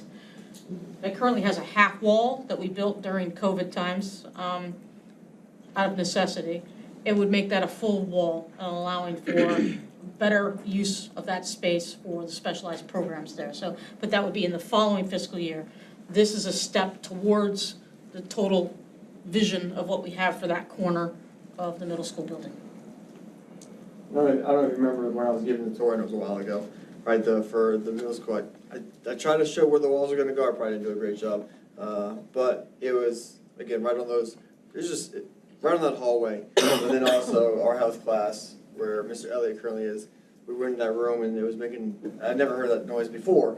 It was making that weird noise, so we didn't stay too long in there. That's where some adult ed classes currently are now. So we would be making that switch from our typical health room to the other room. I just sent you Oh, that. did you send it? Thank you. Hold on. Don't look at my email, The don't other look. room- The room that used to be Denny's years ago? Denny's, this will still be in Denny's room. It's a room, I don't even know how to describe it, but I see that, it looks like there's a map that's being Hold pulled on, up. yep, just a sec. But I can, Let me get it big for you. There we go, so now we're gonna make it bigger here, so we're gonna look at, it's up in here, right? No, Where am I going? right Sorry. there. You would, no, back up where you were just, right there. That's what I thought, yeah. So the gray, The gray is the maintenance. This is maintenance. see that red rectangle right in the See where they say middle? adults on the pink on the side here? Yep. So when this study was done, they were actually, that was the 2 adult ed Oh, rooms. this is right here. No, It's down. down. Yeah, right there. Right here, I got it, sorry. I lost track of where I was. There it is, yeah. These are the 2 adult ed spaces. Although right now, this is a classroom, That's a health class, yeah. so So that health class would move over, to this so space. that's, which is the makerspace. Currently, it's the adult ed classroom.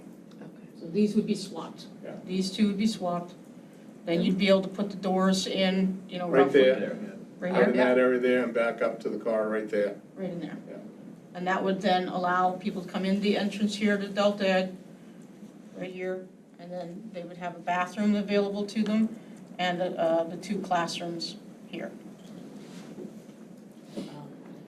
Then the FLS space is here.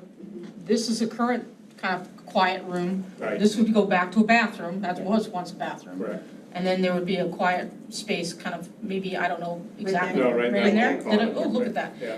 And then this is the second space I was talking about, that would be an FY '28. Right now, there's a half wall that goes down in between here, and we'd make that a full wall and have 2 full spaces here to work with. So this would become an FLS sort of suite, which addresses the growing population that is happening at middle school for FLS.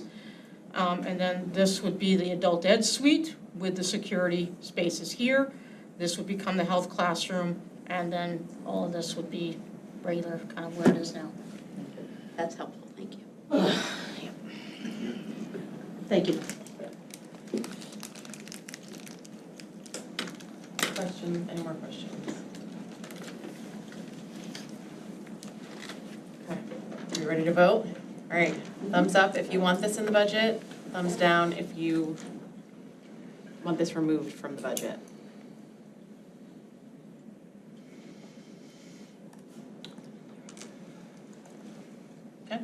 Okay. Great Falls Heat Pumps, Boiler Room, and number 3 upstairs, yeah, I don't know if you guys need me to say You got it. specifically what you got it. Antenna. You get the idea, you get the Need idea. some heat pump replacement, yeah. Okay. Questions? And it's 325 in the fiscal year that we're talking. All right, thumbs up if you want this in the budget, thumbs down if you want this removed from the budget. You questioning my language? Nope, Okay, all right. Questioning my choice. Okay. All right, high school main entry, the grate in front of the Main entry. main entrance. Thumbs up if you want this in the budget, thumbs down if you want it removed from the budget. Can I just ask a It is quick question? very ugly. Sorry. Is that include labor and the grate? Or is that grate, like really $20,000? Well, actually, if I were to replace the grate, it would be more than that. The plan is to remove the grate and fill it in with concrete. Oh, okay. Yeah. Okay, is it like that? Yeah, they're very expensive. Yeah, okay. Yeah. Okay, that was it. Yeah. So what was the vote? Did you guys see your thumbs again? Thank you. 7-0? 7-0. Okay, thank you. Collins Automation. Norm, do you want to refresh people's Yeah. memory here, please?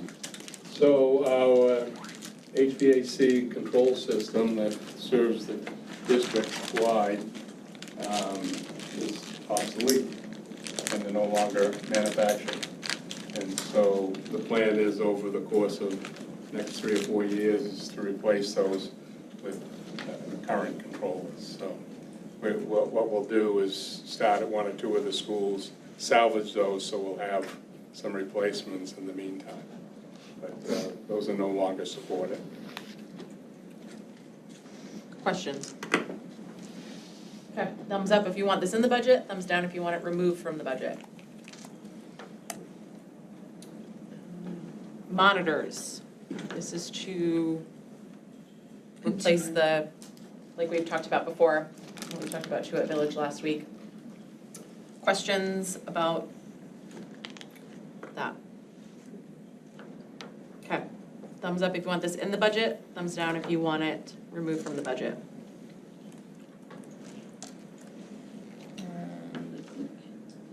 These ones were already reduced last time, so then the only one that's left is the Tractor Village, which we did. We did TA. You TA'd that already, so Yes. that was discussed, it was TA'd to stay in. Yep. I can't remember the vote, but I'll just say yes and go back and find the vote. Yeah.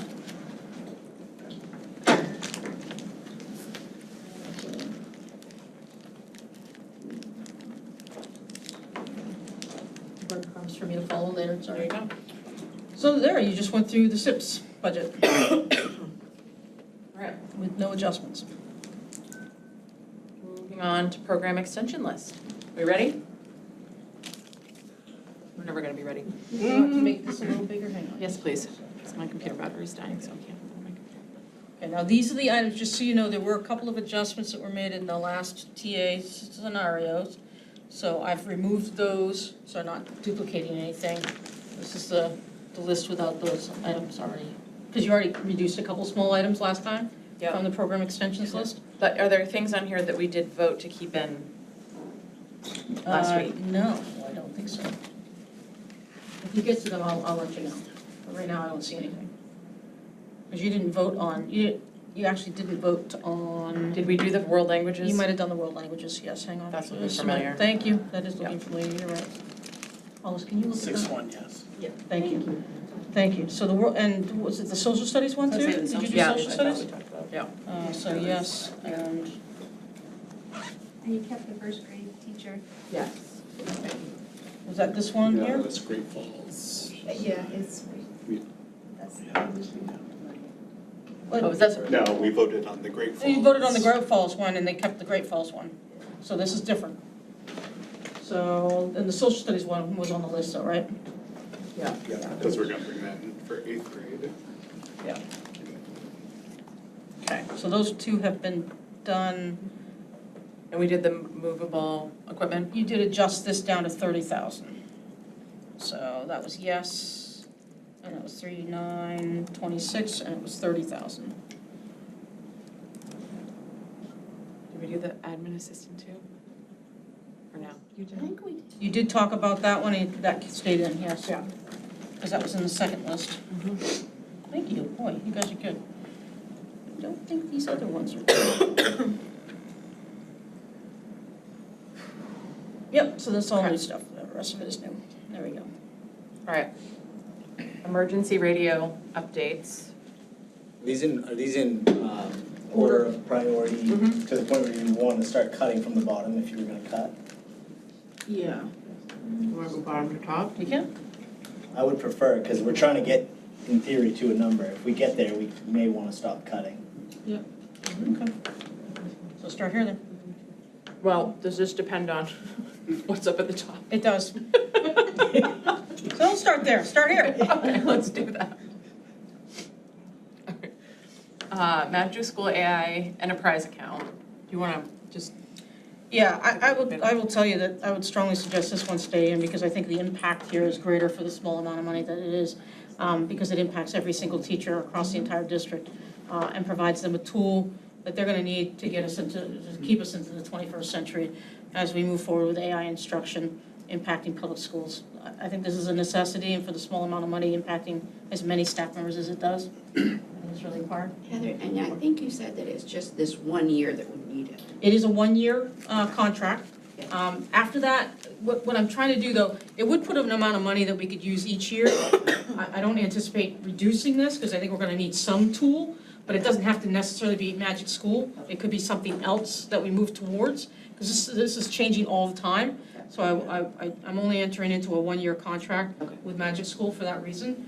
But this provides a foundation, it provides a training platform for teachers, and it provides an ability for them to, and it also provides a student platform that we're gonna try to roll out in the, late fall, early winter of next year as well. So with safety features, ethical considerations, all of it built into one thing, so.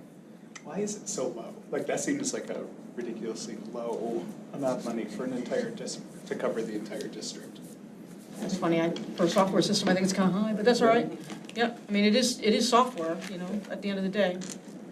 But yeah. For the impact it will have, it is small, yes. Other questions? Ready to vote? Okay. Thumbs up if you want this in the budget, thumbs down if you want this removed from the budget.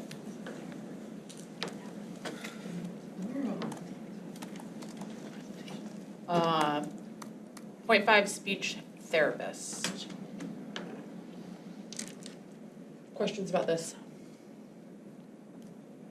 This is based on caseloads. They haven't changed that, Kathy? You're still anticipating the need for the half? Yeah, I actually just met with the speech therapist last week and we double checked and triple checked and yeah, I still need it. Ready to vote? Thumbs up if you want this in the budget, thumbs down if you want it removed from the budget.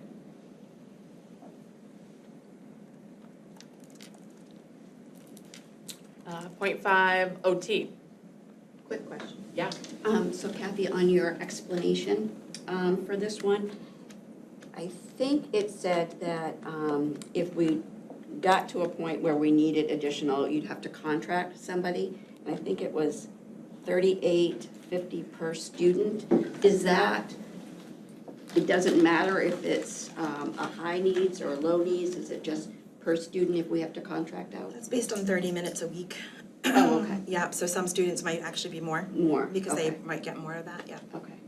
Yep. Right now, currently, I have a .5 at Narragansett, and the numbers at Narragansett were higher than what we had anticipated. And right now, our pre-K OT, her just didn't have a full caseload, so we've been utilizing her to help with those OT services and the overage. And now she's gonna be taken away because, well, we're gonna have all the pre-K coming, so she will be needed there.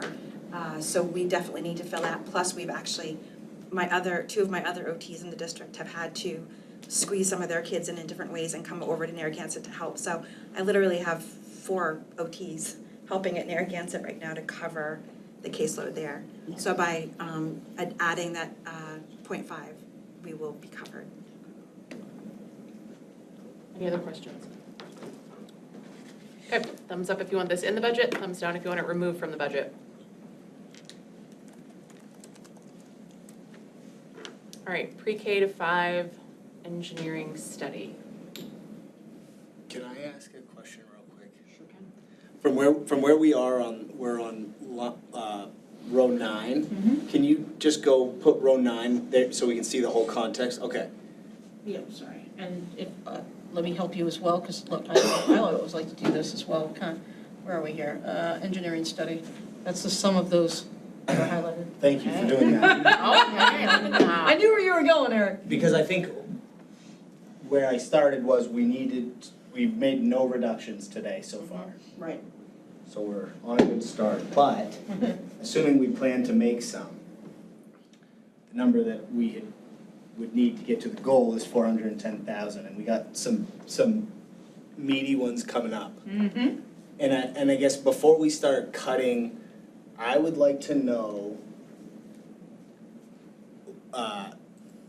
the transitions program. Yes. Because that'd be the easiest one. If we weren't interested in having any more meetings, we'd maybe get able to get to our goal by just cutting that one, which I would prefer not to do. That's good, 'cause Unless, they would be very disappointed not to present their data to you, yes, which is next week. especially after we know, yes. Yeah. So I guess my point in interrupting is, it's difficult without the presentation yet to keep working up and then committing ourselves to, just as an example, the K teacher at Narragansett and the first grade teacher at Narragansett. I would like to hear from the Narragansett principal to see if you had to choose before we start cutting, I would like to be able to have that conversation. So I don't love the idea of continuing to work up until we can ask specific questions, which I understand is next week. The data presentation is next week, yeah. So you really won't have a full understanding of where we are with the transitions program until next week. You are right. I would like to perhaps share a small piece that's not related to transitions, I'm not gonna do that. Around the pre-K engineering study. Norm will shift a little bit here, but I think you'll be okay. We have had some conversations with the town, that they are willing to take a look at that being funded from the town's budget, and the amount of $40,000. Now, I will tell you that in my back pocket, I was thinking, well, if we can get that funded by the town, then perhaps I can bring back the hard surface areas that that Jeffrey was referring to earlier. But I will, just to be fully transparent, that is an item that the town would be willing to fund and take it off of our proposal. So that should be an easy vote then. I would think so. Thank you. You wanna do that right now? Okay. If we want the pre-K to 5 engineering study to remain in the budget, thumbs up. If we want it to be removed, thumbs down. Okay. Oh, Eric. Okay. So, I think you do have, well, you've got at least one item left on this list that probably does not have anything to do with transitions program, which is the emergency radios. You wanna talk about that for a minute? Which is the number one most important thing on the program extensions list. How many radio, is that replacing all of them, or is that just buying No, new it's- ones to I supplement? think it's 25 additional radios, and then public safety quality UPSs at all 6 sites. We had a failure this fall, and contractor recommended we upgrade our UPSs. And how many radios are in the system? I believe it's Like, about- Oh, So that's the new ones, how many total? oh my God. Probably, yeah, if I had to guess, 150, 200 radios. So this is replacing like 20%. Yeah, and it's actually to replenish, so we purchased a lot of these radios with COVID monies, we actually changed the whole emergency system. So we were able to stock all the schools, and we had a fairly strong surplus that is supposed to be there for evacuation to university. We're supposed to be able to take those for emergency communications there. We've depleted our stock of spares.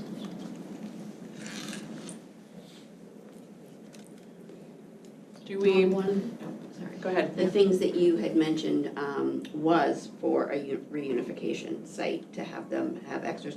Do we know that they would work there? Yes. We do, okay. And student support teams use radios every single day, all day long. Oh, I remember it. I remember the radio well. I had two. Do we want to put a pin in that for a minute?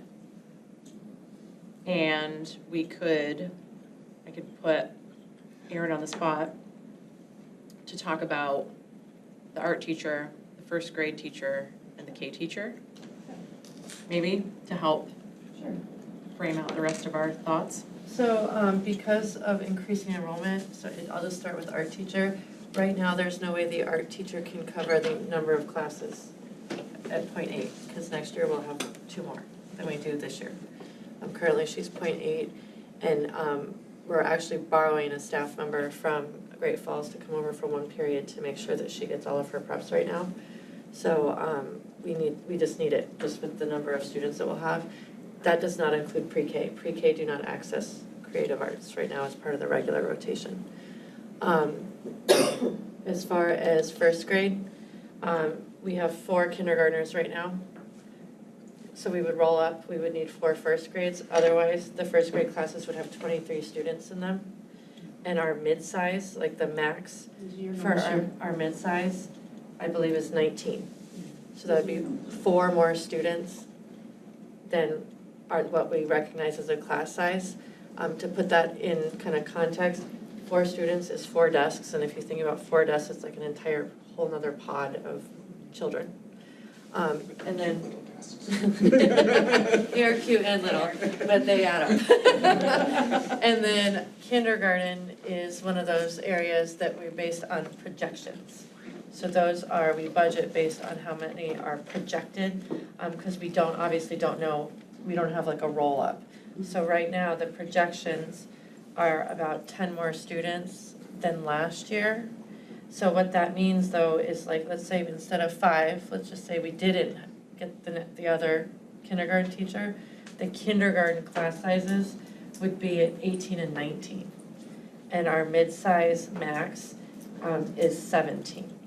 So that would mean we would be starting the school year over our mid-size recommendations.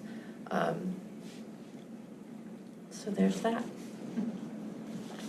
Again, this is linked into your budget booklet, and this gives you a detailed analysis of each classroom at each of the schools, so you can see the class size conversations and what those implications would be. But we've done the calculations in terms of each one of them. That's what she was referring to here.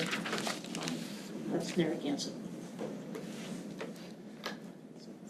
Okay, so that row 11 is if that additional K teacher got, no. So if you're looking at row 11 in column B, that's where we are this year. That's at where we were. So right now we have 4 kindergartens. Okay, yeah. For about, and mind you, this is based on October. Yeah. About 17 per. And the row 12, that's the subtotal, that's the number of kindergartners. So this year, 68. 68 this year. Next year projected at 74-ish, and then that would be, this would be how it would be broken out. And the reason in column E that you don't see like the 19 per class or the 23 per class is because our max, like the absolute max that we try to stay in the mid-range, the max in kindergarten would be 18. And if we don't have 5 kindergarten classrooms, we'd be starting the school year with 18 and 19 in a classroom. Same with the first grade. We don't even have it listed in column E because the max for first grade is 20, at like the highest end, and we would be starting the year with 23 if we didn't get the additional teacher. And I know, what I can say, at least from my perspective, is when I was an elementary secretary, you do get significant enrollments throughout the summer, so of all age ranges. So you could, you know, when Erin is saying, you know, at 18 or 19, there's a very good chance that there will be additional kindergarten or first grade over the summer. But you can see the same information for Village, the same information for Great Falls. A lot of people like to look at these two to just see how we are in terms of comparisons, like, you know, right here, you've got, you know, 15, 14 anticipating kindergarten at Narragansett. You've got 18 already at Village in first grade. In kindergarten, you've got 15, 14. So 15, 14 at Narragansett, 15, 14 here. I almost did that. And then you got about 16 at Great Falls. So you're within 1 or 2 students in terms of class sizes across the whole. And our enrollment is already at 67, and we were projected at 64 for next year. So they're already at, Yep. so they're now at 17 in their classrooms. Now, I will say, and we do know, that right now, enrollment is relatively low at Narragansett, with, how many have you got? Projection, I believe we're at 64, 65. So they're gaining ground, but, you know, that could be something that if we need to maneuver, if it becomes so high at Great Falls and we're a little low at another, we could shift. But that doesn't mean that we're gaining or losing, it doesn't mean that we can cut a position. So, bottom line, I wouldn't suggest we cut any position there.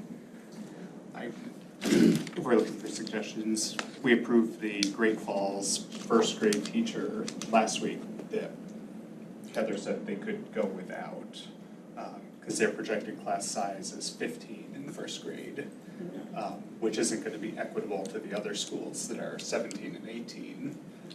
So I don't think we are in a position to give one school even better than optimal numbers, because I think 16 was the optimal number. And that was a for first suggestion grade. from the K-5 group to bring forward as a potential cut, that you guys did not cut last time, but that is sort of dangling out there if you want to reconsider that. I would make Your a proposal? to reopen it, because we have to vote to reopen it, because we already have a TA. Cut the Great Falls, which would bring the 3 schools more in line.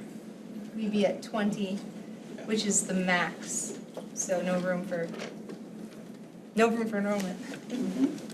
And that was first grade? Yes.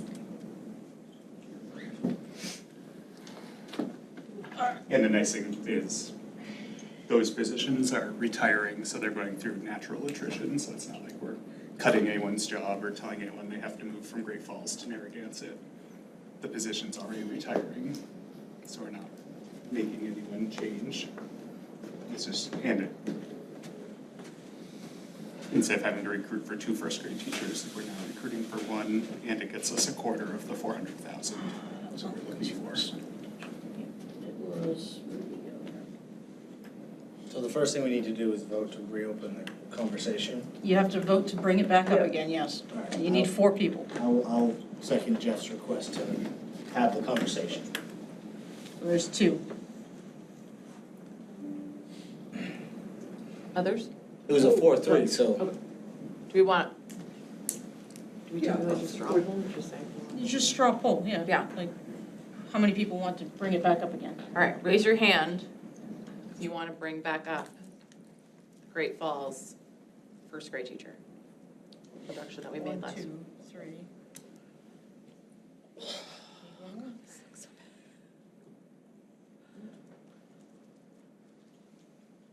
Guys on the vine, for now. So that means for right now that it's still It's in. still Still in the remains budget. in the- Okay. And if we cut it from the budget, then their class sizes would be at the max, they'd be at 20. So can for we, first can we, The problem to Great Falls if we're doing that, well, but right? can we Because we're lock, trying to so avoid can that. we, like, wouldn't it be worth, because it's, am I understanding that it is a position that is similar in nature to the ones that are on the red list that we're about to vote on? Yeah, I mean, in the sense that they were created because of the class size numbers, yes. We take a look at the class size numbers anticipated, and we do the maximum range. I mean, with this, where is that doggone thing right here? We do this calculation for everybody consistently, where you take the total number that you're anticipating, you divide it by the total number of classrooms to get to those numbers, your optimal, your mid-size, and your max. You don't go over any of them in each category, so that's why you might not see a shift across the board, because that means that if we did the calculation here, it went over the max, so we didn't list it. So that's why. Okay, so the tab that we were working off with the red, Yes, this one, yes.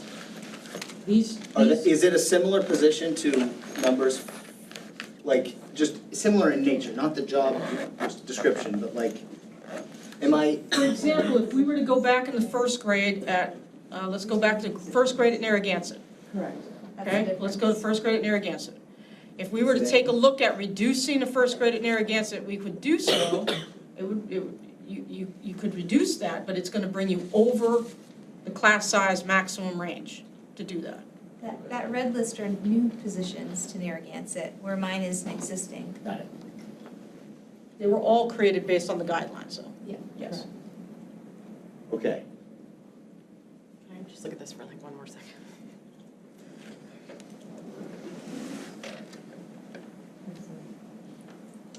So again, this is the current year, so so sort of ignore that, except for that number should match this one, right? So we're bringing it forward a year. Kindergarten is always anticipated, you don't know for sure. We base it on our NESDEC enrollments and we break it out by school based on that. But that's a guess, okay? But we're anticipating 74 at Narragansett. If you have 74, divide that by, in this case, 5, and you've got the optimal. If you divide by 5, if you divide by 4 over here, you're way over the mid-range, so you keep it. If you divide by 4 here, you're again way over the max range, so you keep it. That's why they stay the same across the board. Does that make sense? No, it doesn't, but I'm slow. It's just me It's all right. and my It's a processing. hard chart to follow. Yeah, it is tricky. I don't do math. Oh, okay. Right, always, right, those numbers. All right. We play with it for a long time. Yeah. But Jeff, I very much appreciate where you're coming from and that we want to be equitable throughout the 3 schools. And right now it looks that the first grade at Great Falls would be smaller, which I think it would without extra kids. But cutting one of those positions is then going to put them at least 20, which from my experience in an elementary school is through the roof for first grade.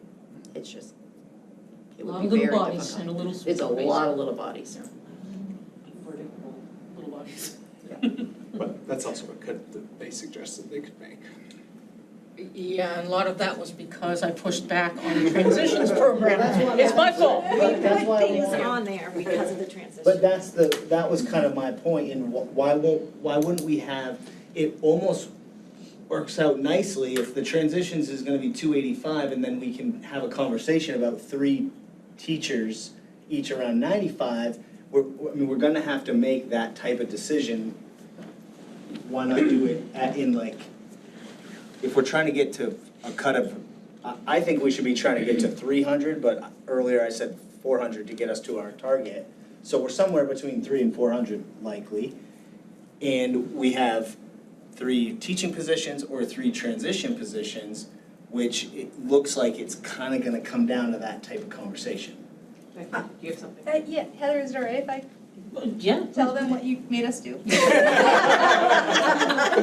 No secrets, go for it. So before the last meeting, transitions was on your list from the last For Monday's. modification, it wasn't on the Yes. list to reduce, it was to modify it, yes. Yes, and we spent a lot of time talking, and you'll see it next week. This transitions program is amazing, and already we're seeing such positive results, and we really, really want it in each of our schools. So Heather said, all right, give me a trade. Want to come up with that amount of money if you want to keep transitions. And so we spent hours, and we went over all of our caseloads, and I came up with an RTI Math Ed Tech.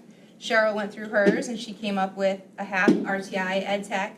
We did the professional development from Rebecca Bickford, we put on that list, and my grade 1 teacher, knowing that we would be at 20 and 2 and 21 and 1, we added all of those things to get the cost of the transitions program. And then last week, you cut the RTI Ed Techs and the professional development, and you left our teacher, which was great. I mean, I'm thinking about my class sizes, and yes, I want to keep that teacher, but if you're forcing us to make a trade, which is what Heather did, that's why I put it there. I don't want to. That's why it almost makes sense to bring it back for discussion in the context of the transitions program, because Yes. that's what it was. Yes. If we kept that, because it's in right Yeah. now, which is a good thing, but it was a bad thing if it results in no transitions program, Correct. is what I'm hearing you say. And you already took the other stuff. Yeah, yeah. So it wouldn't be 3 teachers, because we gave up the RTI Ed Techs and the professional development. But that was you were saying, we really want this program, we're willing to put something off the table. We decided to keep it on, and maybe, and that might result in too much money with the transitions program. And what you were signaling and now saying is we would prefer to not have that teacher and have our transitions program. Yes. Okay, so to Jeff's point about asking to bring that back for discussion, could it be that we don't have that discussion today, but we have it at the same time we have the transitions teacher discussion, because it was a trade-off that we're now doing 2 meetings apart from each other? What is it? And can I say this too? Yes.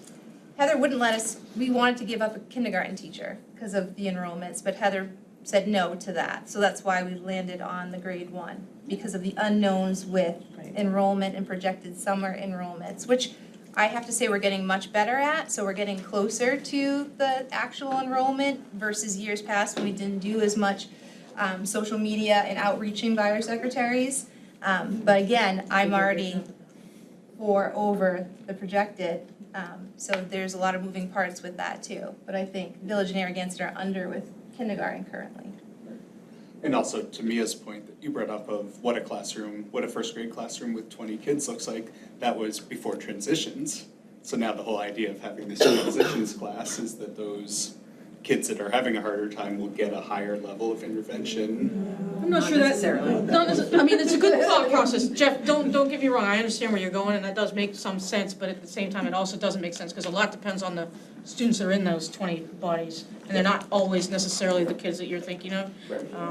Just 20 regular bodies is difficult, yeah. But if you have those outliers, you're gonna have. Oh, the outliers make it even worse, Right. yes, You're gonna absolutely, have Jeff, to- yeah, no, in that case, you're right. You're gonna have more tools to deal with. Yes, no, perfect. And just to point out, sort of like, by cutting those ed techs, I know the implications of that also trickles down into duty coverage, sub-coverage, all of those things. So now they're working with less people. Because if a teacher's out and we don't have a sub, I always say we don't have a sub, then there was one less ed tech that they're able to pull, unless it's for, I don't know if you're gonna do A and B or however it'll be, but. I mean, It's if I gonna- look at mine, I have 2 regular RTI techs that can sub right now. So if I have more than 2 classroom teachers out, I'm subbing. Which I'm fine. I could do. We do. But then there's all those students that wouldn't That aren't get getting services, and all those duties that Ed Tech covered that now Cheryl's covering. Yeah. Yeah, almost like we need bodies and buildings. Yep. Just saying. Ripple effects keep rippling. I know, there was no like good decision. It was hard. It was really hard. But our data really supports the transition. Which I think, you're past 9 o'clock here. Yes, I know. My Yeah. question was going to be to you. Mhm. Other than transitions on the agenda next week, what else is on the agenda to, Well, are you gonna talk about it's- revenue? Was that, where are we at sort of in the process? Well, you've got the transitions, you have the dangling of the athletic pay to play. I think you gotta Yep. put a pin in that. Yep. And then the fund balance. Those are the last 3 pieces. If we're shooting, and this information might be here, and forgive me if it's where I could find it, but if we're going for the 4.75%, what would the mill rate look like? What would that impact be if we were to hit that target? So you have to reduce the 400,000 that he's suggesting, and then go and look what it is on the mill rate. What does it look at? Is it $1? No, it's probably 7. It's 97 cents on the mill. So we started off at $1.10 on the mill, it would go down to 97 cents on the mill, and that's again with nothing in fund balance. Nothing in fund balance. Okay, so for like a $500,000 house, what would that look like? Is that an easy? Yeah, it's easy. The increase would be about $485 on the tax bill. Approximate numbers, of course. Yeah, For the, without. On a $500,000 house, the tax bill would increase about $485. You're welcome.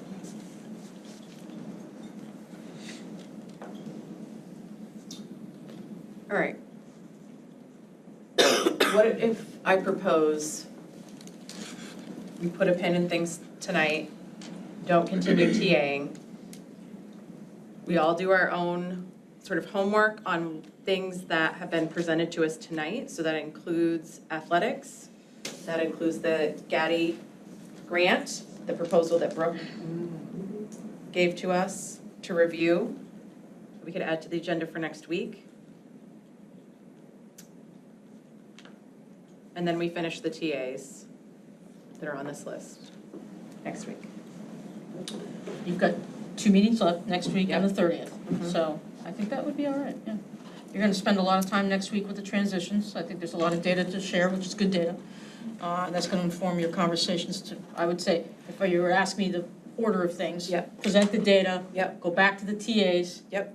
At that point in time. Then cycle back when you're done with that to the athletics and GATE conversation. Yep. And then end with the fund balance. Yep. Okay. Are we okay with that? Do you want us to drop a hole in that idea? All right, since 9:15, I can't think anymore. All right. Thanks, everyone. Thanks. Go home. They did.